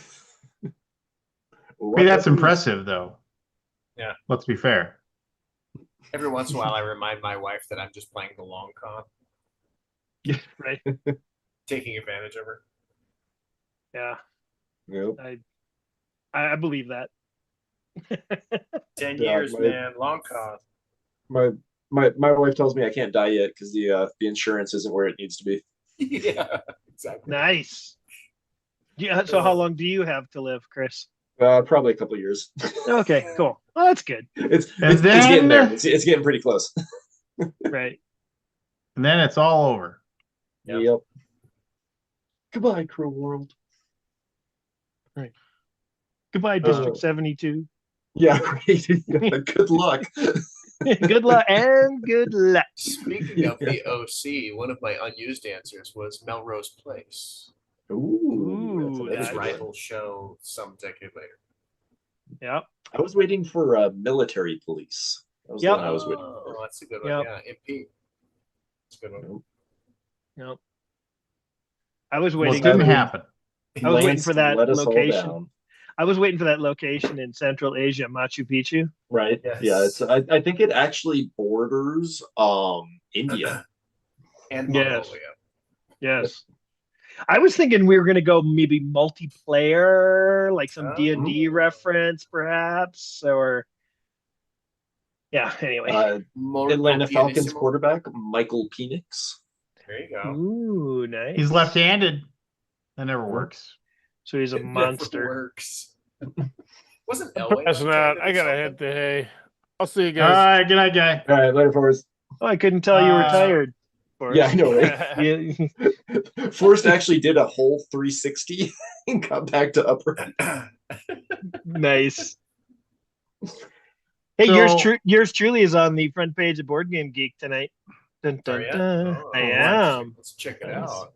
in an interview BGG. about with Cardboard Creations regarding board game design. Oh, Wow. look at that. With Really, Yes. You know what I realized when watching the video? I'm a goofy looking motherfucker. Like I Yeah, but used you to have a really beautiful be. full head of hair. I do have a So- full head of hair. That's the one thing I got. So, you always want what you don't have. Well, as long as you're Yeah. not like, breaking your arm, patting yourself on the back, about it. Exactly. Right. But enough about. But I'm tired of talking about me. Lance, why don't you talk about me for a while? Yeah. It's like- Classic. I mean, Evan, you can always borrow Lance's, Guns N' Roses I know, right? That's right. hair top. I should. Right. See, I actually have hair. I I know just, you I do. just, I don't like wearing hats. It's just like, It's so glorious. How come Look you're at not? that. How come you're not a bassist in like a Swedish death metal band? That's what I want. was, Right? I was a bassist in a really bad punk band. See, Will there you, you go. will you send us a photo of you in the deep forest? Really just blow it out. And Yeah. I mean, my Deep hair used to be a forest. lot thicker. I mean, it used to be like, it was like so thick, like it's very thin now. But I mean, when I had my long hair in my 20s, it was super thick, and I couldn't even comb it most of the time. Wow. It was just like, yeah, it was pretty insane. Sounds like bragging to me. Yeah, I well, know, no, I've yeah, lost yeah. most of it. So I mean, it's just, so He's just it's- mocking you, Evan. I know, Literally, I know. with every word, he I mocks you know. further and further. Oh, next this? thing you know, right. Next thing you know, he's going to explain what the word condescending means. Ah. That's my favorite thing to do, by the way. My favorite insult. Somebody is explain condescending to them. do you know what condescending means? It's like, what? No, you just go, like, you just say, use the word condescending, and then go, which, Chris, means to speak down to somebody. You just kind of use a little bit of that demeaning tone, Right. and guarantee they'll like bow up. I know what it means. So Right? one of my favorite like unsung movies that is Kiss Kiss Bang Bang, and it has a line in there where it says where not to give away the scene, but the one guy is so mad at the other one. He says, "Do you know what? It's like it's like." Do you know what would happen if I looked up stupid in the dictionary? He's like, would you see a picture of me? No, I'd see the definition of stupid, which you are. That's a good mystery. Yeah. I was like, that's a good line. I mean, say what you, I mean, what's his face? He can write good dialogue. His movies aren't always great, but Kiss Kiss Bang Bang was really good, and The Nice Guys was a really, really good movie. If you haven't seen that, with Ryan Gosling and who was it? Wait. Good, decent writer, but the movies aren't really that good. Yeah, you're thinking of Wes Anderson. Oh no, not at all. I'm thinking of Shane Black. Shane Black. Shane Black not has twee enough for So and Wes if Anderson. you're like, who's Shane Black? Well, he's the guy he's the first guy with glasses that gets killed by the predator. And Oh, There yeah. you go. yeah, and that was and he got that role because they brought him in. They said we need somebody to punch up the script, and he said, well, I'll do it if I can be in the movie. And they said, okay, but you're dying first. He's like, okay, that's Just fine. don't get the credit. I would have made that trade. Yep. Right? So like all the little like the quips and the jokes and everything in Predator, that's all like the stuff that he wrote to like That's because it was awesome. like it was very like from what I was listening to and the guy's kind of a tool, which kind of sucks because I was hoping he wouldn't be, but I kind of thought that he might have been a tool. But I was listening to an interview that he gave on some podcast and he was talking about like he said the script was it was super short for Predator and it was very sort of like guys walk up to door, guys, shoot people, guys walk outdoor. It was like really, but the whole idea of like, okay, then this, the he said the premise was great. It's like this ultra powerful like specialist enforcer team is tracked down and killed one by one by this alien in a jungle. I mean, he's like, that's just a great idea for a movie. And then we had to go in and basically write clever dialogue for everybody to say. And We had to create actual characters. yes. Hey, So if that- you ever if you ever want to have a good time with Chat GPT, just ask it questions that you know it probably won't completely understand. So I said, "Is Shane Black a tool?" And it says, "If you mean tool in the slang insult sense, like jerk or poser, that's just a matter of personal opinion people sometimes throw around online. But if you mean it more literally, Shane Black is not a tool. He is a screenwriter, director, and actor." I'm like, that's a great. Why, thank you for informing me that he is not a hammer. Yeah. I'm glad we just boiled a lake. Yes. Just get that information. Yeah, I know exactly. right. Sorry for the defoliage of the Amazon for that. Yeah, you just melted an acre. Hope you feel good about it. So you can get this little factoid. Um, I didn't know he Yeah. directed Iron Man 3, which was a bad movie, but that was a bad movie. See, like he's definitely read, but like if you go watch like Nice Guys, it's like really weird, like for lack of a better term. Like the movie is like is odd, but it is like film noir with like just so many like wonderful moments of like of really clever writing and just just Ryan Gosling. I mean, it's there's just so many good moments like because the reason why can't I think of the other guy's name? I can picture him. He's been in a bunch of movies. He's like just he's a tough guy actor. And I Matthew keep Perry. on what?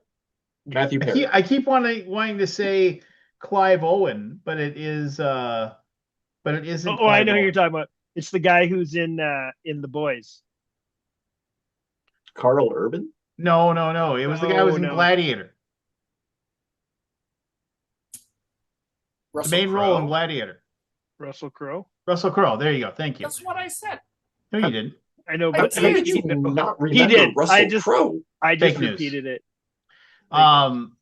You So having a yeah, stroke? This is So- like my so- college advanced placement class all over again. Russell Crowe. I thought you plays, meant like, Jeffrey Dean Morgan, by the way. That's who I thought you were. Russell Crowe plays this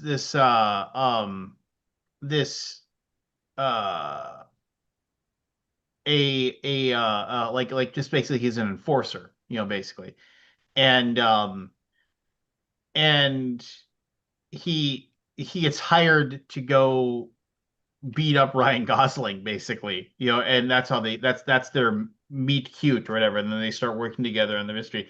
But there's this whole scene where he goes to Ryan Gosling's house and he's kind of beating him up, and Ryan Gosling, he's like, yeah, okay, and then he tries to go for a gun, and he gets him, and then he's like, and so he's grabbing him, and he's got him knocked down. He takes the gun and he throws it away, and he's like, I need you to do me one last thing. And he's like, what is it? He's like, give me your left hand. He's like, no. He's just like, and he takes like, now when you go to the doctor, tell them you have a spiral fracture of your left ulna. He's like, what? Just like, just yeah, it's just yeah, no, it's and yeah, go watch Nice Guys. It's a clever movie, and lots of sex and nudity and violence, so all the things that made America great. Yep, all the things. Yeah. Right. I'm gonna head out. Yeah, I was just gonna say it's 1 o'clock, Late. so Yeah. maybe we can. I'm We sorry can- that I came in here and just depressed you all with my stunning performance. Yeah, Yeah. you once you get over yourself, you'll be fine. I'm also really upset about getting thrashed by Scott. That killed my mood. Yeah. You know, Yeah, he really killed the mood. Yeah, no, he's got. I am excited. He's got a movie coming out that's got Mark Wahlberg in it, called like Play Dirty or whatever, and it's based off of. Do you remember the old you remember that movie Payback with Mel Gibson, where he just I do. Yeah, I sounds mean, familiar. Oh, Yeah, isn't he like he's like some low level mobster or something, and like he Yeah, just he's got out just of jail. Yeah, Yeah. so and then anyway. it's a full like revenge thing. Yeah, well, so that's based on basically this series of novels. They're known as like the Parker novels. Like basically Parker is like the it was a very Parker is a anti-hero, the the person that you shouldn't cheer for but you do, Right. because Like the he's Kardashians. there you go. Something almost there. But Not and quite. anyway, so there's so Yes, quite. he's making a movie called and it comes out, oh wow, October 1st. Comes out and it's called Play Dirty, and it's but Shane Black, and it's Mark Wahlberg is like plays the main role. And well, I mean, there should be funny dialogue. But yeah, and if you can track down Kiss Kiss Bang Bang, and I don't think it streams anywhere anymore, but you can, if you can find the that's stars that was the movie that started bringing back Iron Man guy. Why can't I think of his name? Robert The Downey actor. Jr. Robert Downey Jr. That was like his first movie after he kind of vanished and went through Right. rehab and everything.